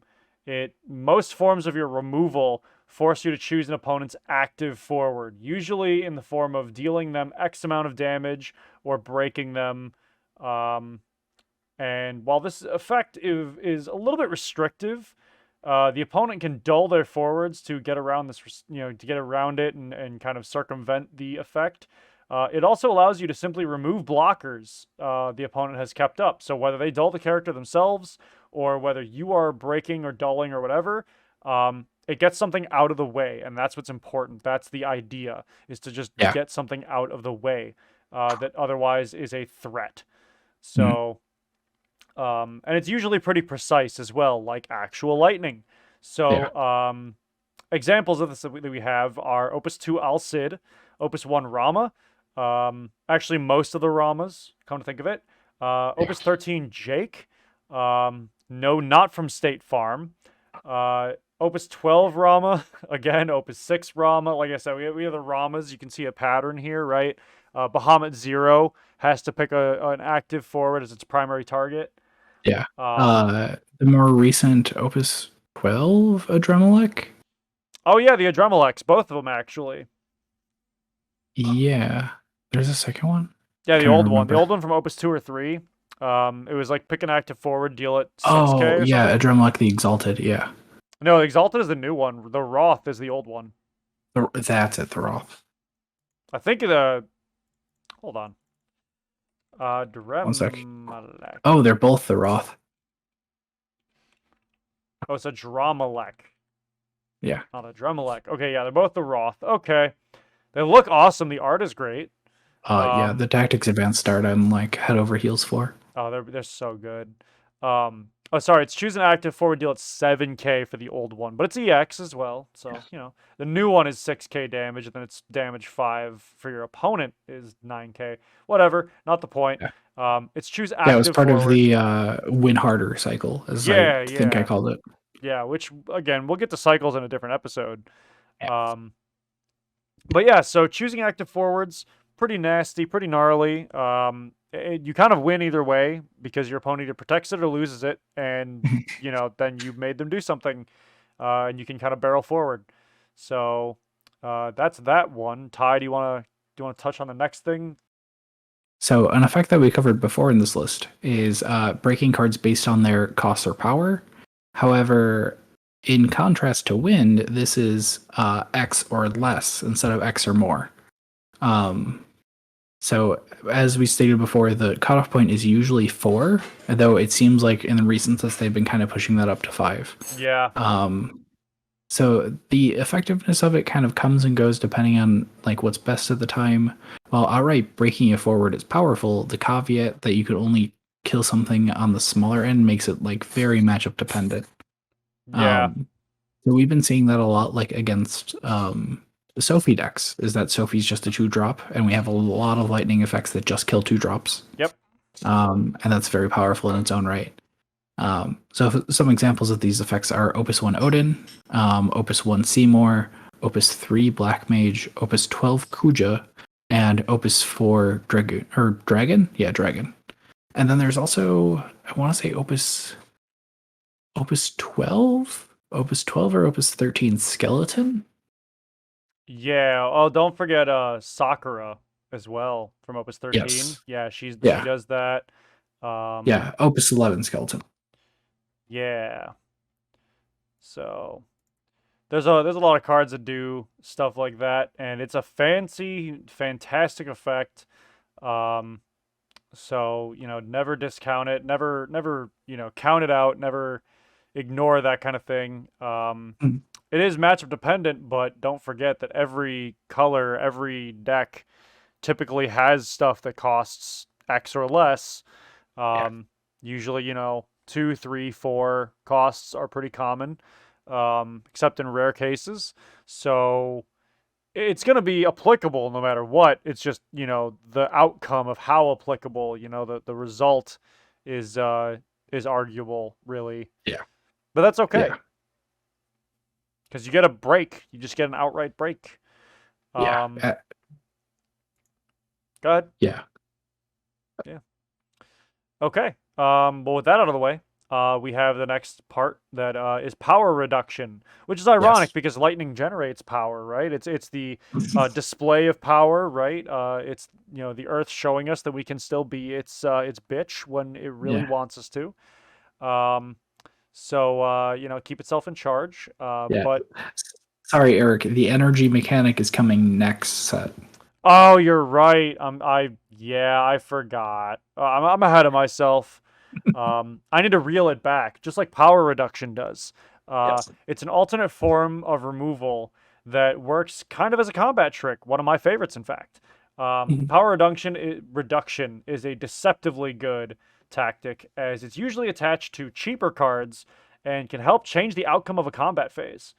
Lightning shares this with water, but Lightning's power reduction seems to be more focused on using it to remove single target forwards, and it reduces power by much larger cuts as opposed to water that kind of intends to stack it.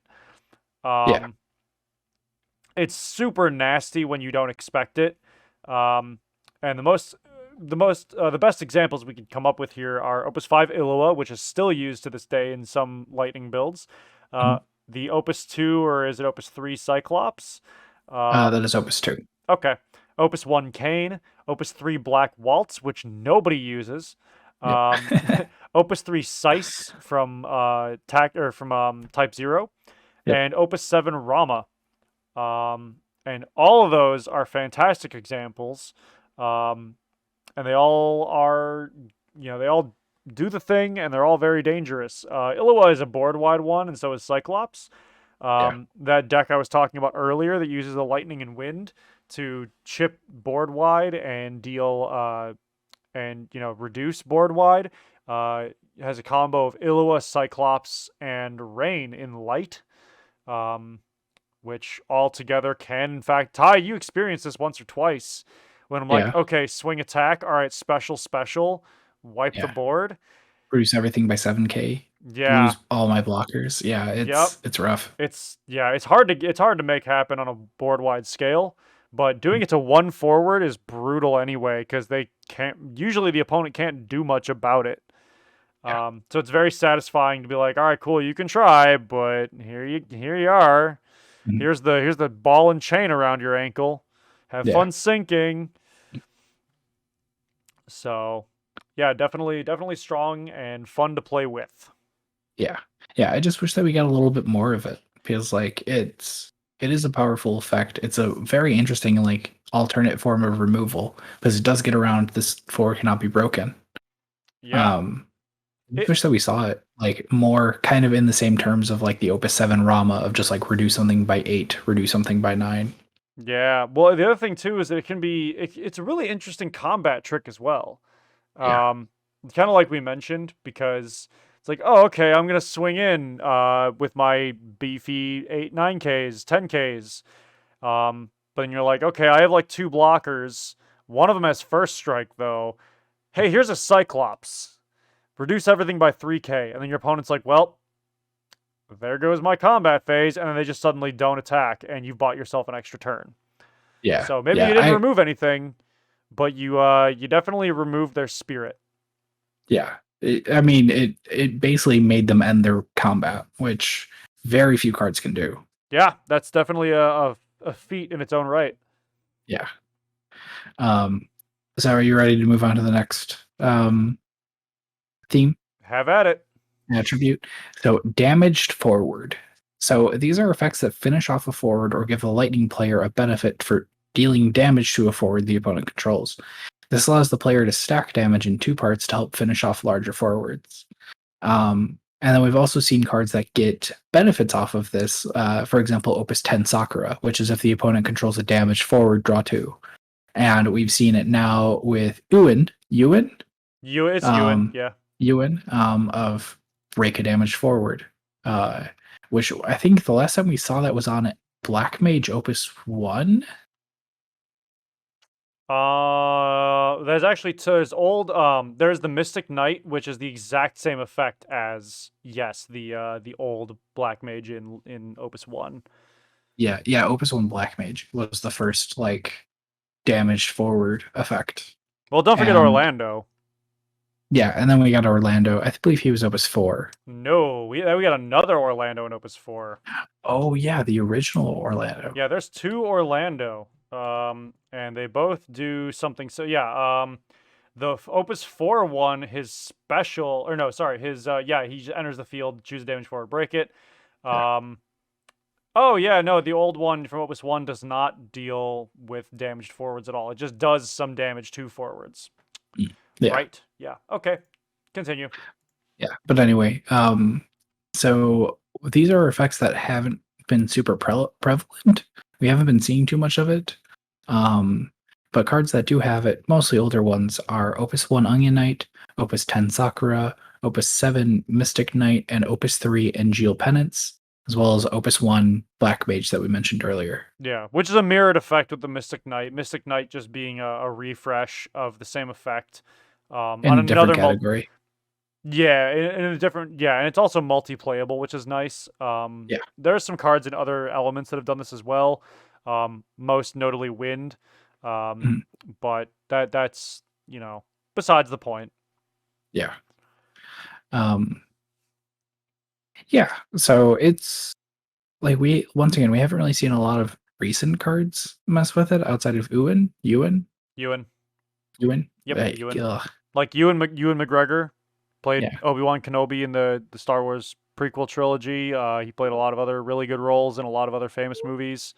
Look, if I don't care about Spock, Eric. What I really care about is breaking your own backups for benefit. Well, you know what, Ty? I'll break your backup Well, maybe not your backup. Maybe it'll be your legs, but You're you you're know, not playing Earth, you dingus. At least not yet. I'm still gonna break your legs. Anyway, Yes. Well, I'm gonna break my backups for benefit. So this is a theme in Lightning that usually rears its head, or it kind of rarely rears its head. It comes up every here and there, but it has been largely in Lightning. Like Lightning has had it to an extent more than most others. Um, so this goes all the way back to Opus 1 with Lulu that allowed you to pop your own backups to deal forwards damage. And since then, there's been a handful of cards that like you break this backup and another one to deal 8k to something. I believe that's Pirate, or no, Opus 3 Cannoneer. And then we've also been getting cards that get a benefit if they're broken, to kind of help the like value keep going despite the fact that you just broke a backup. And we've seen that in Opus 12 Argy, Opus 1 Lulu, Opus 2 Fusoya, Opus 3 Cannoneer, Opus 7 Argy, Opus 9 Kane, and famously Rampier. yeah. Don't forget to mention with Lulu, because both of the Lightning Lulus are from Opus 1. It's the Hero Lulu, not the Anthem Lulu. Yes. We also see a lot of cards that tend to break themselves after dulling for some effect. Like we do have like the Black Mages, as we mentioned before. There's also I think it's also a different version of a Black Mage that allows you to break it and deal 2-3k to something, or reduce the power of an attacking forward or something like that. Yeah. Tons of effects. Though the dull this break something that's across all colors, but cards that specifically break other backups is relatively unique to Lightning. Well, Or right, it's but largely unique to Lightning because we do have the Lulu, the Fire Lulu, which does the same thing. Well, then, Ty, you need to communicate more clearly because you didn't say other backups. You just said break your backups. Hush you. Hey, look, if I'm not pedantic, who am I? True. I would say you've known me a long time. You know how True. I am. You know what I'm like. You lived with me. Yeah, I'll give you that one. Because we have, once again, this is a theme that we've seen in other colors. Opus 9 Vincent is another one, who's an Earth, but Lightning is the one that has like the stuff that hard gets effects off of being broken. Once again, pointing towards Argy, and what's the more recent one? Crow. Crow is the one that if it gets broken, Crow, you get to. Yeah. So, yep, definitely a very effective a tool in the box. But speaking of dulling things a little bit from our tangent a moment ago, we have Smooth. Hey, I know what I'm doing sometimes. When I know what I'm doing, it works real great. When I don't know what I'm doing, it's real crazy, but it still kind of works. Yeah. So we have dulling forwards. Anybody having deja vu from how things were with ice? Yeah. I hope so, because that means you were paying attention. Otherwise, we're boring the crap out of you, and I'm not sorry. But here we have Lightning's version of an ice mechanic, which, ice is mostly known for being able to dull forwards and sometimes backups. But it's also a very prevalent sub-theme in Lightning to kind of help push its more aggressive strategies. So, Lightning early on used to be very aggro, just like Fire was, but they both branched off in separate directions. And with Fire not being quite as aggro anymore, Lightning still kind of wants to be aggro while still trying to figure itself out. Lightning is forever 16 and angsty. Doesn't know what it wants to be. It's trying everything to no avail. And so occasionally it's restricted by cost or condition, but it is still a very useful asset to the color of Lightning. So generally because it's just more aggressive than ice can be. Yeah, basically. I kind of looked at ice and said, hey, that's cool. What if I did that but angrier? What if I did that but with, more fury? So some good examples, like Ty mentioned, we have Opus 11 Crow, Opus 11 Anima, Opus 1 Kate Sith, Opus 1 Lightning, Opus 2 Amon, Opus 6 Al Cid. That's just the tip of the iceberg. There's a lot of other options out there. There's quite a few. Yeah. There's a few lightning summons that do it as well, which you Mm. very rarely are using those summons for that effect. But hey, they're there. They're an option. Don't forget about them. Yeah. So yeah, it's rare to see it, but it's there, and I've used It's it. handy. Yeah, it's handy. I use it. Ooh, electric jellyfish is a good example. Yeah, That's a I very believe nice one. Opus, if I remember correctly, Opus 14 Al Cid is another one as well. Oh yeah, it is, isn't it? Yeah. Yeah, it is. But I do still want to mention the electric jellyfish because you can give Mm. something haste and dull something.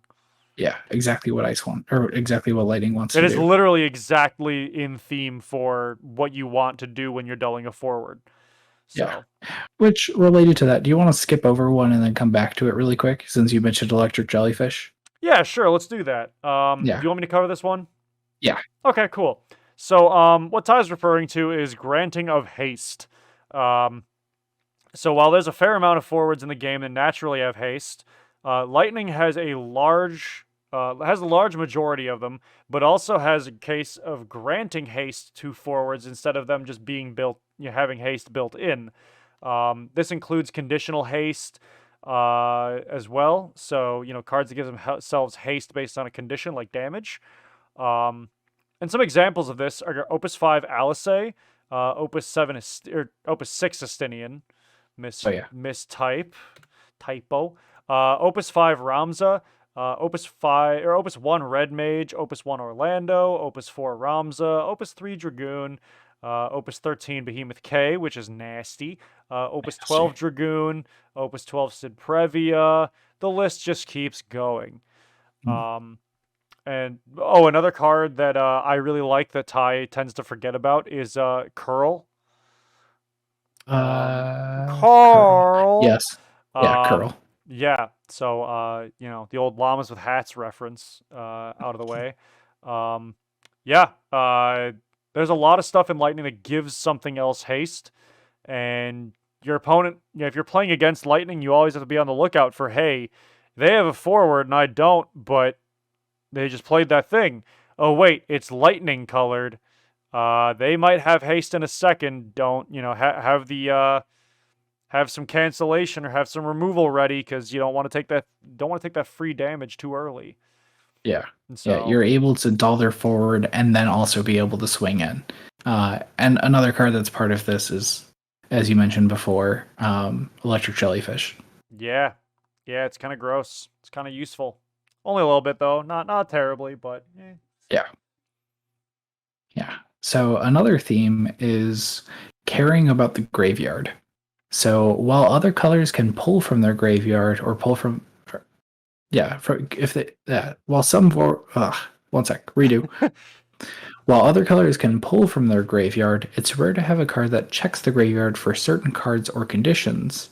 And that's an aspect that's largely unique to Lightning. While there are a couple other cards in other colors that can do that, for example, I believe it was Opus 12 Doga, Lightning has the largest concentration. And these usually just check to reduce the cost of the card that's trying to be cast. So an example of this is Opus 12 Odin, Opus 2 Golbez, Opus 10 Judge of Wings, and Opus 7 Golbez. Don't forget the latest X Death. Yes, Yeah, X-Death is another one. The 6-drop and the 8-drop X-Deaths, actually.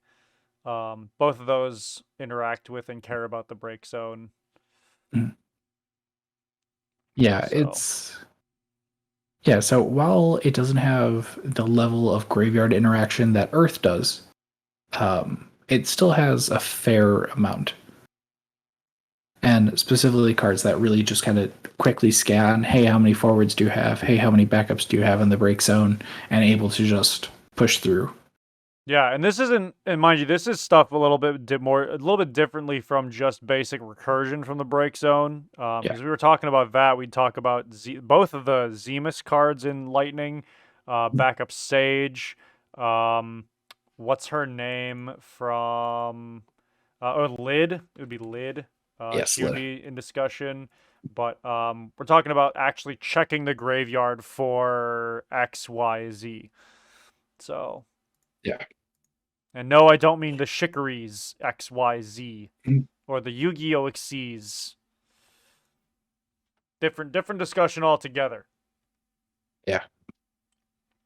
But all right, do you want to cover the last lightning aspect? Yeah, let me take care of that because yeah, things get in the graveyard many ways, but you know, one of the most common ways is something along the lines of unconditional breaking of a forward. So lightning has a focus on being able to remove forwards, commonly known, whatever. Usually they have to be below a certain cost or whatnot.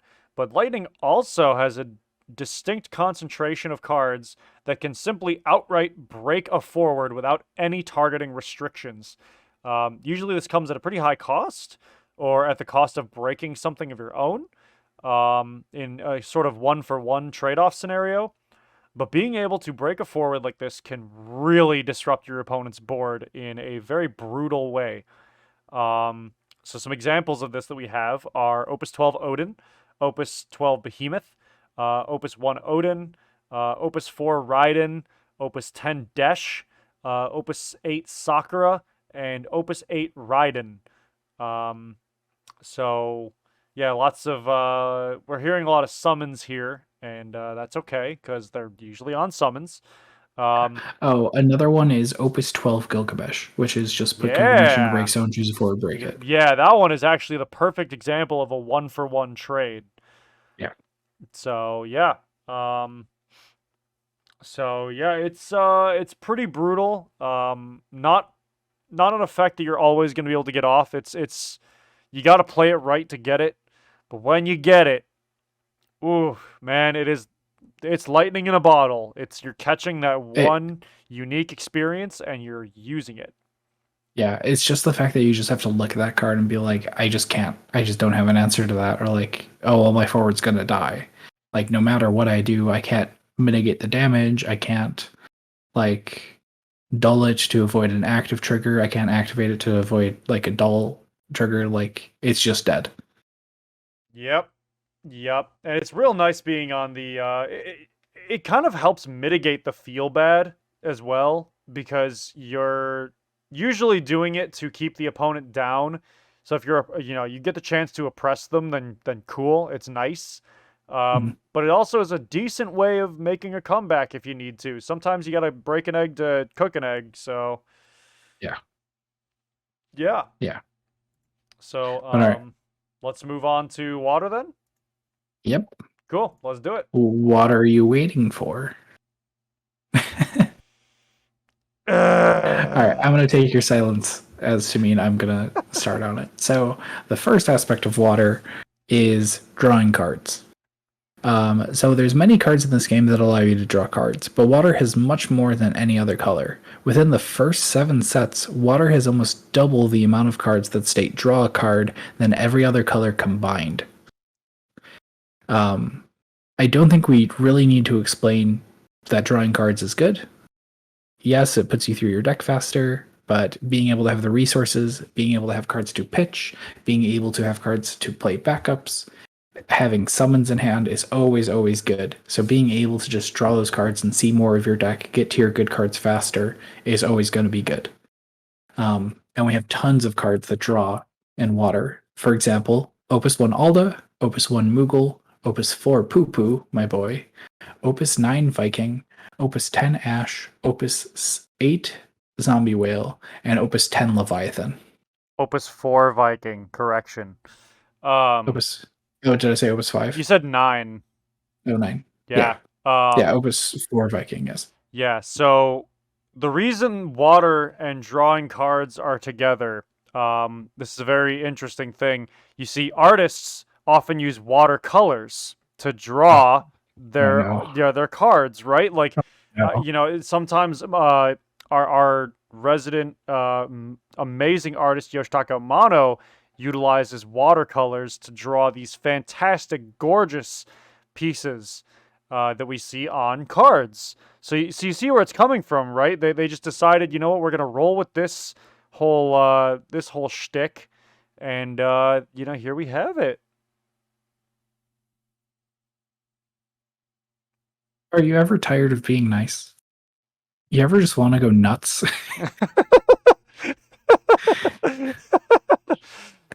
Oh god. Anyway. Yeah, so drawing cards is good. It's a big aspect of water. Water has tons of cards that allow you to draw extra cards. We've been seeing that obviously drawing cards is across all of the colors. Wind also has a fair amount of cards that allow you to draw cards. Yeah, but it's usually more conditional. Yes. But water by itself, you have cards like Viking that just say draw a card. Like you have summons that just say draw a card. You have cards that when they enter just say draw a card.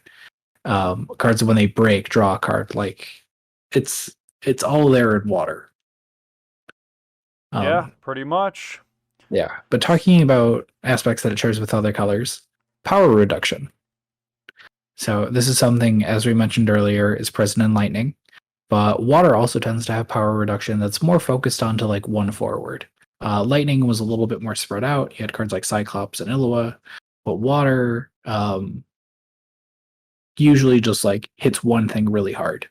So power reduction is extremely helpful as an alternative form of removal, and obviously can mess with combat phases, damage, and can help mitigate like protections and damage reduction.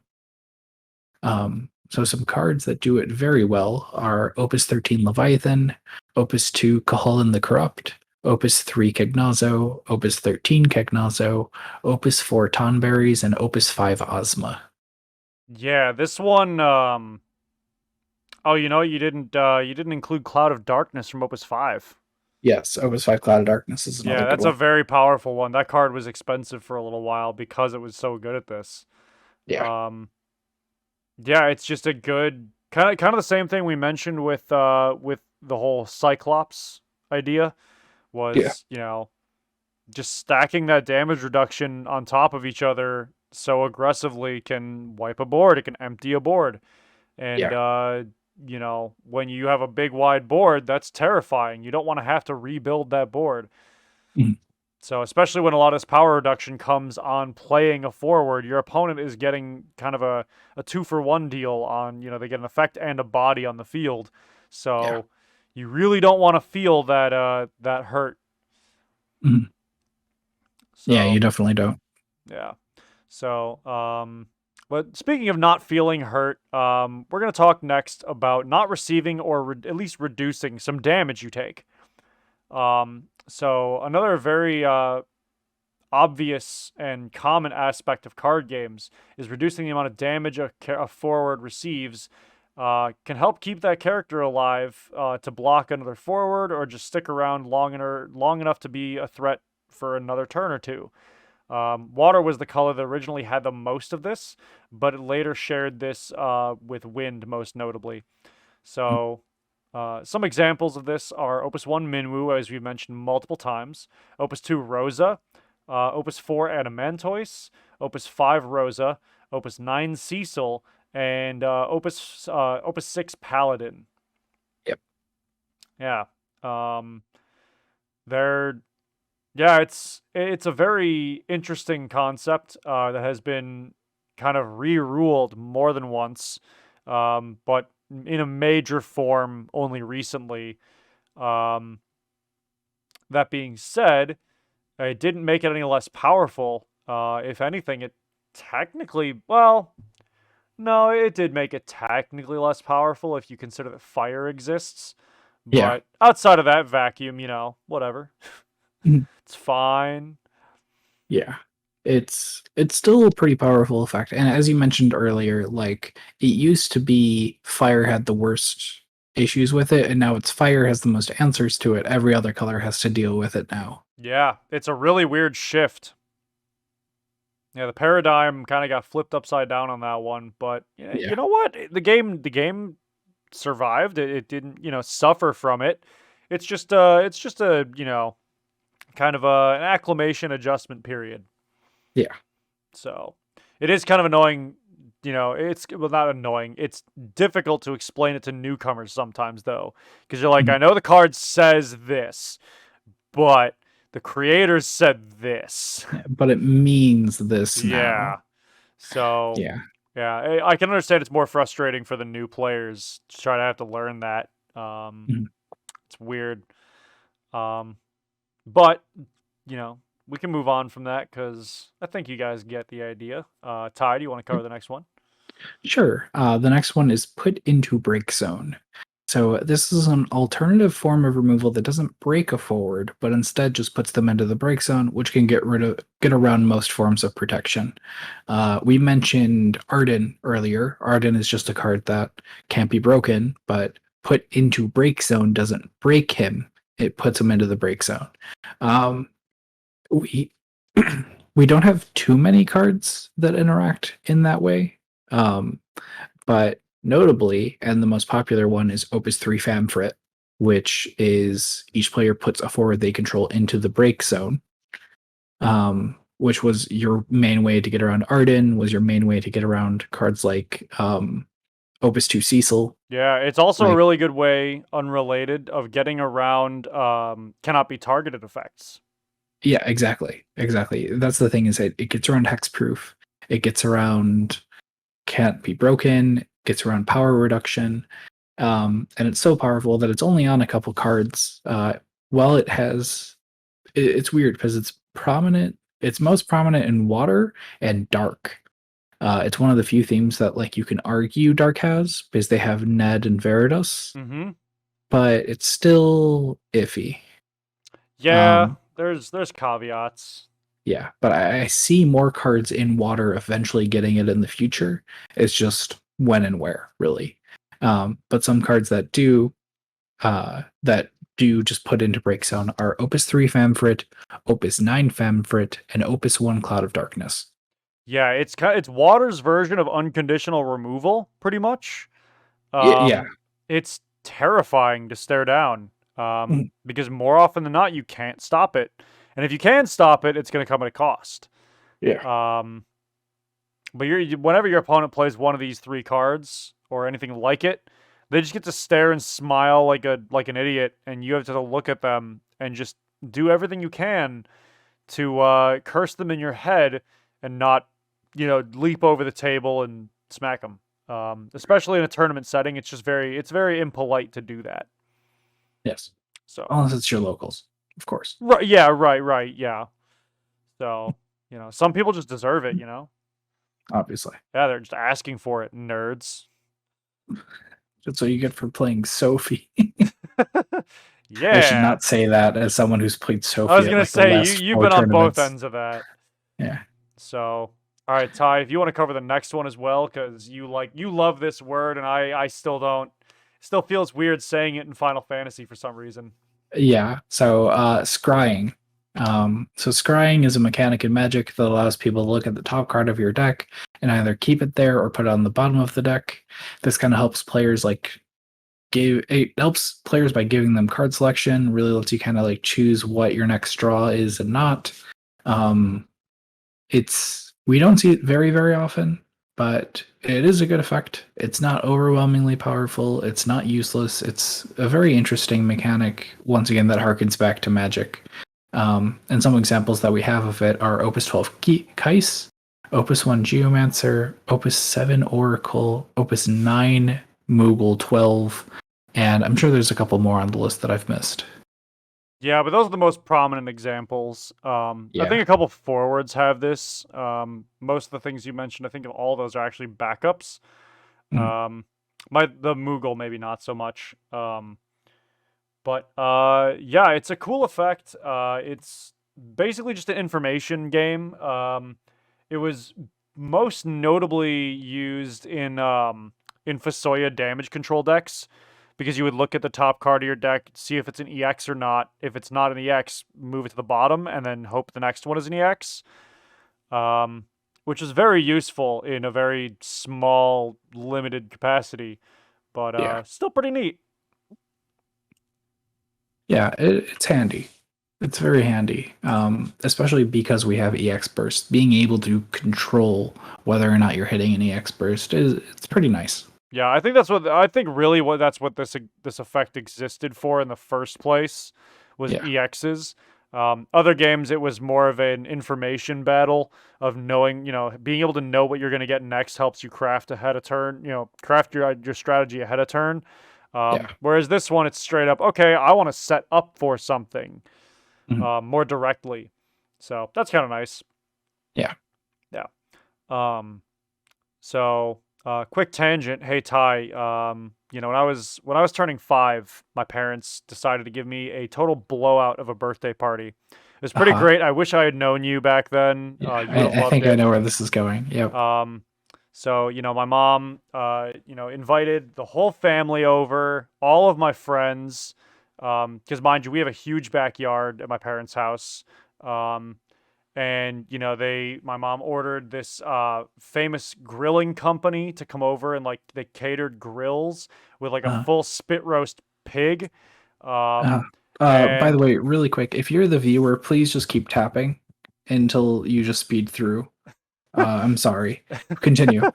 um, but the most interesting part of the party was the Yep. ginormous Hmm. Barney themed bouncing house. Uh-huh. My friend's dad owned one of those inflatable bounce house castle things, and Yeah. it was massive. Yeah. And I'm talking like 5, 6 times bigger than the usual ones, and this Mhm. isn't just like rosy glass hyperbole. No, Yeah. No. he still has it. It's huge. Yeah. Keep jumping forward 5 seconds, just like once or twice more. Yeah, but speaking of jumping, what we did in there was bounce. And that's what we're talking about next is bouncing. Okay, you can stop now. You can stop fast forwarding now. Don't worry. So, Anyway. bouncing is the human attempt at flight. We like to try to, avoid gravity since we've been oppressed and held down by it our whole lives, pun intended. But in Final Fantasy, to stop being a moron here, bouncing is sending a forward back to its owner's hand instead of removing it by sending it to the break zone or removing it from game. Yeah. So this is usually the cheapest cost-wise form of removal, but it's usually not ideal as it allows the player to replay the bounced card or pitch it for CP if they'd rather play a different card instead. Yeah. Something I think worth mentioning is that this is also more recently prevalent in Wind as well. Uh, Yes. Wind also has these effects. It has gotten it recently in Opus 14 Typhon, in Opus 12 Althea, Yeah. and even in Opus 1 Valifor. I just realized that I forgot to put that under Wind. I mean, it's still But more well, originally, yeah, it was definitely a water effect. yeah, But it's yeah, much more prevalent in water. yeah, Wind has kind of stolen it and made it kind of better. Because wind makes use of bouncing your own forwards and backups. Water tends to do it with your opponent's characters instead. Yeah. And so some of It the tends to cards, do it more offensively. yes, some of the cards that do that for water are Opus 12 Strago, Opus 8 Fina, um, Opus 10 Titus, Opus 11 Brawn, Opus 1 Leviathan, and Opus 2 Sildra. Also, that was Opus 13 Fina. It was Sorry. Opus 13 Fina? Yeah. Really? That was a water Fina. Yeah. Oh my god, you're right. I forgot. Yeah, duh. My brain is on Right? the Fina that everybody actually uses. Yeah. Duh. Yes, you're right. I was gonna say that the Opus 8 one kills things. I was like, why does it feel wrong saying this? Oh wait. But Because it is wrong. did you take a hit on the Barney bounce house? No, but I actually did get, so dehydrated I had to go to the hospital. Oh. Little 5-year-old me did not like drinking water. It doesn't have Yeah. any flavor. Yeah. I like how that story kind of wraps around to us talking about it in water. Yeah, exactly. Yeah. If only, 5-year-old me, turning 5-year-old me, had drank more water. But God, it's just so boring. Yeah. I say that now as I'm drinking, out of a gallon of water because I drink a metric buttload of water now. Yeah, I'm staring at my full water bottle as well. Um, but you know what's the thing about water is that it's boring, right? Mm-hmm. It's soda without the flavor. It's lemonade without the flavor. In a way, you're removing the ability of the flavor, Oh, see, if you I will. was waiting for you to go with like it's good at washing things away kind of Ooh, angle. that's another good one. Yeah, Yeah. yeah. Well, okay, actually, rewind, viewer, rewind back like a minute and ignore that. But so something that kind of washes away the abilities is removing abilities. So we usually call this blanking because it more or less turns a card into a vanilla card, and it just removes the effects of a forward, backup, anything a character. Um, and it's usually a form of just stopping abilities before they can be activated. Um, so this is really good against cards with like kind of conditional removal. To harken back again to Arden, who you could just remove the can't be broken, and then he can be broken. Or cards like Sophie of, oh, you don't get that power boost. You're a vanilla 2-drop 4K now. It's a And very rude type of effect. it is. It is very rude. And we've seen it on a lot of cards like Opus 3 Dancer, Opus 10 Ash, Opus 9 Caholan the Impure, which is a very popular one recently. Opus 1 Forward Waka, I believe, and Opus 7 Helicarnassus. Yep, yep. Yeah, Yeah, it's disrespect incarnate in a way. it is. It is. While it can't negate an effect, it can prevent it before it happens, which is very, very powerful. Yeah, it's effectively shoving a card in a locker and just kind of giving it a tangible form of the concept of an insult, you Yeah, know? yeah. But all right, we're in the home run stretch. Do you want to do summon synergy? Sure, let's go. So this one is a bit loose. And there's a lot of summon synergy within water. Whether it's, reducing cost or playing something for free or getting bonuses for playing or discarding summons. Um, but while there's many ways to interact with summons in water, the individual themes are a bit small and niche. So we've kind of lumped them all into this one loose nebulous category here. Yeah, So because just we have a lot of cards that like let you play summon for free, like Opus 6 Minwu. mm-hmm. There's, I believe, also a backup that allows you to play summon for free. And then we also have like Porum that fetches back. Yuna that reduces the cost. It was very. I remember I was looking through all of them, and I'm like, I can't just write all of these down. Yeah, it's not worth it. I mean, we get the idea. So the examples that we wrote down here, but the list is much longer, is Yeah, Opus 11 Garnet, Opus 10 Folka, Opus 9 Porum, Opus 9 Idolus, Opus 6 Summoner, and Opus 4 Summoner. yeah. So if you've ever played Water, you definitely have considered using at least one or two of these cards before. Mm, Um, and summon synergy is just kind of common because all these summoners tend to be in water. yeah, yeah. That is an odd thing. A lot of summoners are in water. There's a couple in Earth, but almost like entirely in water. Yeah, Huh. I don't know what's up with that, but I mean, if you're gonna go, I feel like it's just kind of where they slapped the summoners, and they're like, well, we slapped the summoners in here, got to do something with it. Yeah, What if we just make their summons good? yeah, yeah. Hmm. Interesting. Sorry, I'm going through the FF page, and I'm like kind of comparing. Yeah. While Ty does that, though, I'll cover another thing that is almost exclusively unique to water, very, very much so, which is party Yeah. attacking. Nobody attacked each other at my 5-year-old birthday party. Luckily, it was a very peaceful, fun party. Everybody had a good time. Um, but in Final Fantasy, party attacking is a mechanic that has its benefits and its synergies in other colors, but is much more tightly honed in water. Um, so party attacking makes it much harder for the opponent to block, because even if they're able to trade a forward for a forward, they usually need to trade one larger forward for the opponent's two smaller ones, meaning that larger forward is going to get eliminated. The synergies for party attack in water can also sometimes prevent damage or apply additional benefits for party attacking that are greater than just the sum of the two powers that you're adding together. Yeah.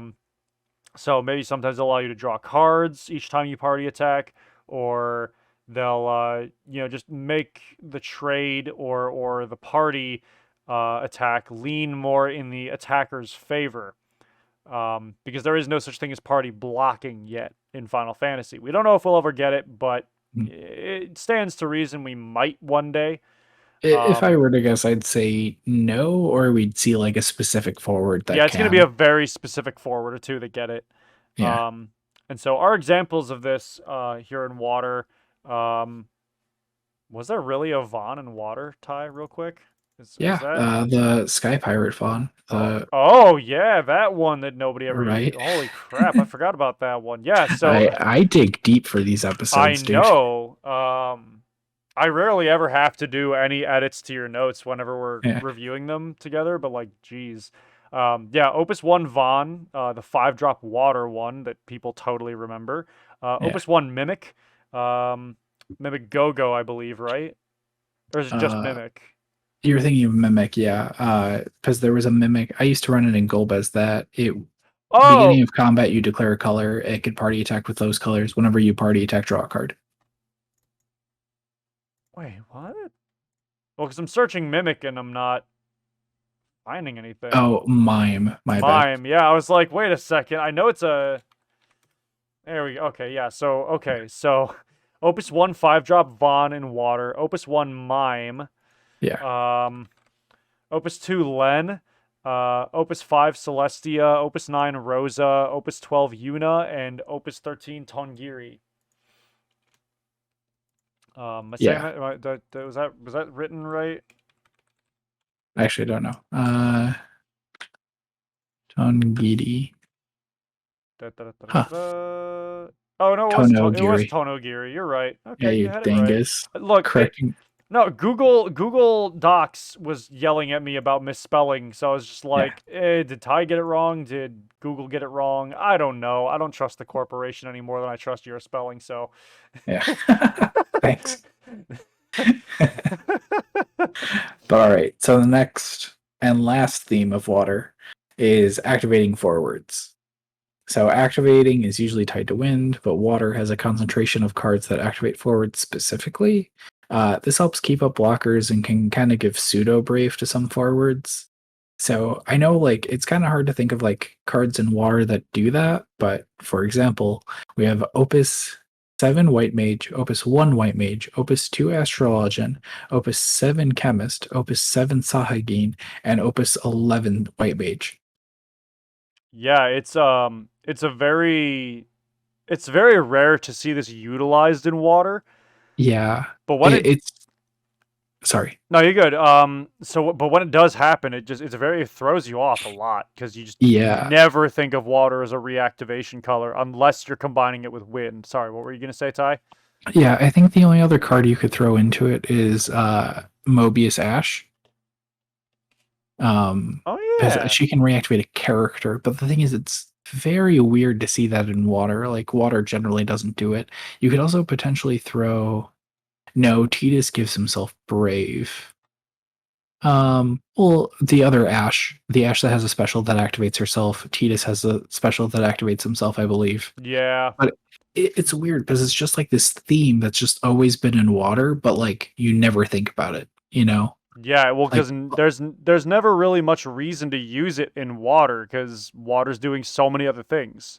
Yeah, like all these other things have like, in a way, a like flagship card. Like drawing cards, well, you think of Vikings, right? Or you think of Poo-Poo or Moogle and like stuff like that. But activating forwards was the one that I saw that I was like, I can't think of a single card that has this, but I see 10 of them that do. Like, what the hell? Yeah, right?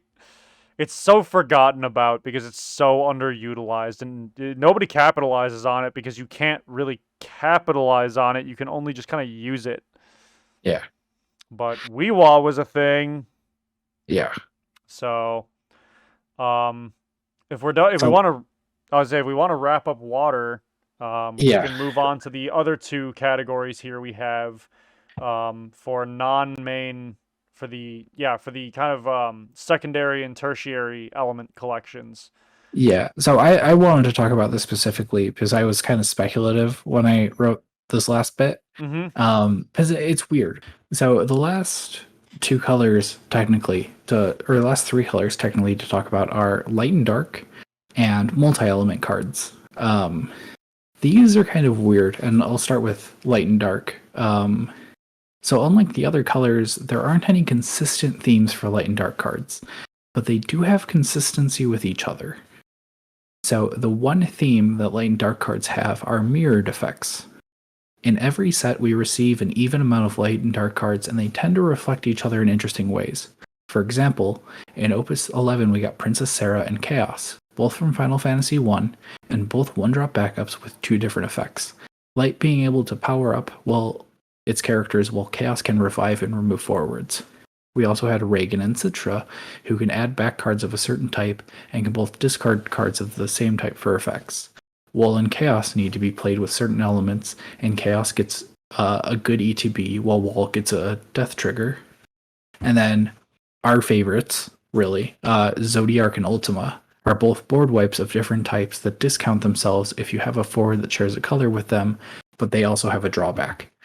If you go through all the light and dark cards from every set, you see this in every set. Maybe Yeah. with the exception of like Opus 1. Well, Opus 1, they're basically identical cards, but for Yeah. different colors. But Right. like, regardless of that, Ty, don't put words in my mouth. Rain from Opus 8, okay, is my favorite yeah. light card that never Forgot gets about that. used by anything or anyone. Yeah. But Man, really quick, what was the dark card in that set? What was the Veritas. dark card that overshadowed Rain Yeah, like Veritas. so tremendously? I know. That's okay. So yeah, full disclosure, that was my bad prediction. I was like, "Yo, Yeah. Rain's gonna slap stuff. It's gonna, clap fools up and down the block." And then it just kind of didn't. Yeah. Yeah, Veritas kind of stole the spotlight on that one. You know what? That's okay, because of there were answers to it, and Mhm. it didn't need to be banned, and it isn't banned. So good. Ha. Yeah. And we've even seen this in the most recent set. We saw Stern Leonis and Marashi. I always forget her name. Marash? Macherie. Machete. Machete. Machete. Yes. Because Machete focuses on summons and gives you abilities for removing summons for break zone. Stern Leonis is focused on forwards. Both of them discount their respective specializations. And he also gets effects for removing forwards from the break zone. So light and dark kind of thematically really reflect each other. They're really kind of opposites while sticking to a similar theme. Yeah, and then, well, the other thing too is they're also very in flavor for the lore. Yeah. They're very befitting of their story and their battle with each other in many cases. Mhm. I don't know much about Mobius or whatever the particular Chaos and Wall are from. In what was it, Opus 9, I think. Yeah. Where the Chaos gets a good end of the field ability and Wall gets the death trigger. Yeah. Yeah, that But was Opus 9. I can surmise, I can infer from what the cards do that hey, Chaos is dangerous when he shows up, but Wall sacrifices himself to get rid of Chaos, or something. Yeah. So take that for what it's worth. Yeah, it's very thematic. I really like it. Something I've also noticed is that light and dark tends to like grab things from other elements. For example, we've got Veritas. So Veritas kind of has a mono water, or it has a water ability of put something into break zone. He doesn't break something; he puts it into break zone. And then we've also seen what was the one I was just thinking of? Stern Leonis. Remove forwards to deal 7k to something. Like the forwards themselves almost. I need to look at Stern Leonis and Mashari in again. Actually, really quick. but I believe each of them represents 3 elements and their effects. So to go to them, Mashari lets you draw a card, choose one forward, return it to its owner's hand, and during this turn, the cost required to play your next summon is reduced by 3. Oh, that's interesting. Mashari tends to have a lot of blue effects. Yeah. But Well, yeah, both the blues and wind. Yeah. And then Stern is more the aggressive colors. Yeah, choose one forward, deal 7, which is reference to fire. Lightning or fire, depending. Yeah, choose one monster, break it. That for That's me is more lightning. Yeah, and then the buff is earth. Yeah, so like they tend to reflect effects of other colors just generally, and obviously they also seem to be very powerful. Another good example of this is Kadaj, our break zone removal, which right now is only really in Earth. 2K Power and Brave, which is in Earth, and then Dull, which is in Ice or Lightning. You know, yeah, like they're very weird, and it's very hard to like pin themes to them. But the one thing that we can say is that they will always reflect each other. Yeah, pretty much entirely at all times. Yeah. Yeah. And then do you want to just say the little blurb about multi-element? Yeah, let's get it done with and get this 2.5-hour recording wrapped up. Oh, Jesus. Oh, no. Yeah, I'm sorry. I'm sorry, everybody. You survived through it, okay? You're the real troopers. You're real winners here. Yeah. So multi-element cards are a recent mash of 2 aspects of the colors they represent, and currently they don't really have any unique aspects. So the only thing, the way they typically work is they have an ETB, and that ETB or recurring effect is based on one or the other color, and you pick whichever one it is when they enter or when the effect would potentially trigger during a turn or whatever. But they have nothing that is exclusively like, hey, this multi-element card does both of these things every time. And there's nothing terribly, nothing stands out too much about multi-element cards in, regards to their effects, particularly. Yeah. There are good ones and bad ones and, not so notable ones, but, for the most part, they are what they are, and they're very self-reflective. But by the next time we do an episode like this, that may change, and there may be more unique mechanics assigned to multi-element cards. We don't know. So keep in mind the date of this upload, and pay attention to what's come out since. Yeah. To date this episode really quick, we currently have just received Opus 14, and Opus 15 is on the horizon, coming up in 2 months. November, I think.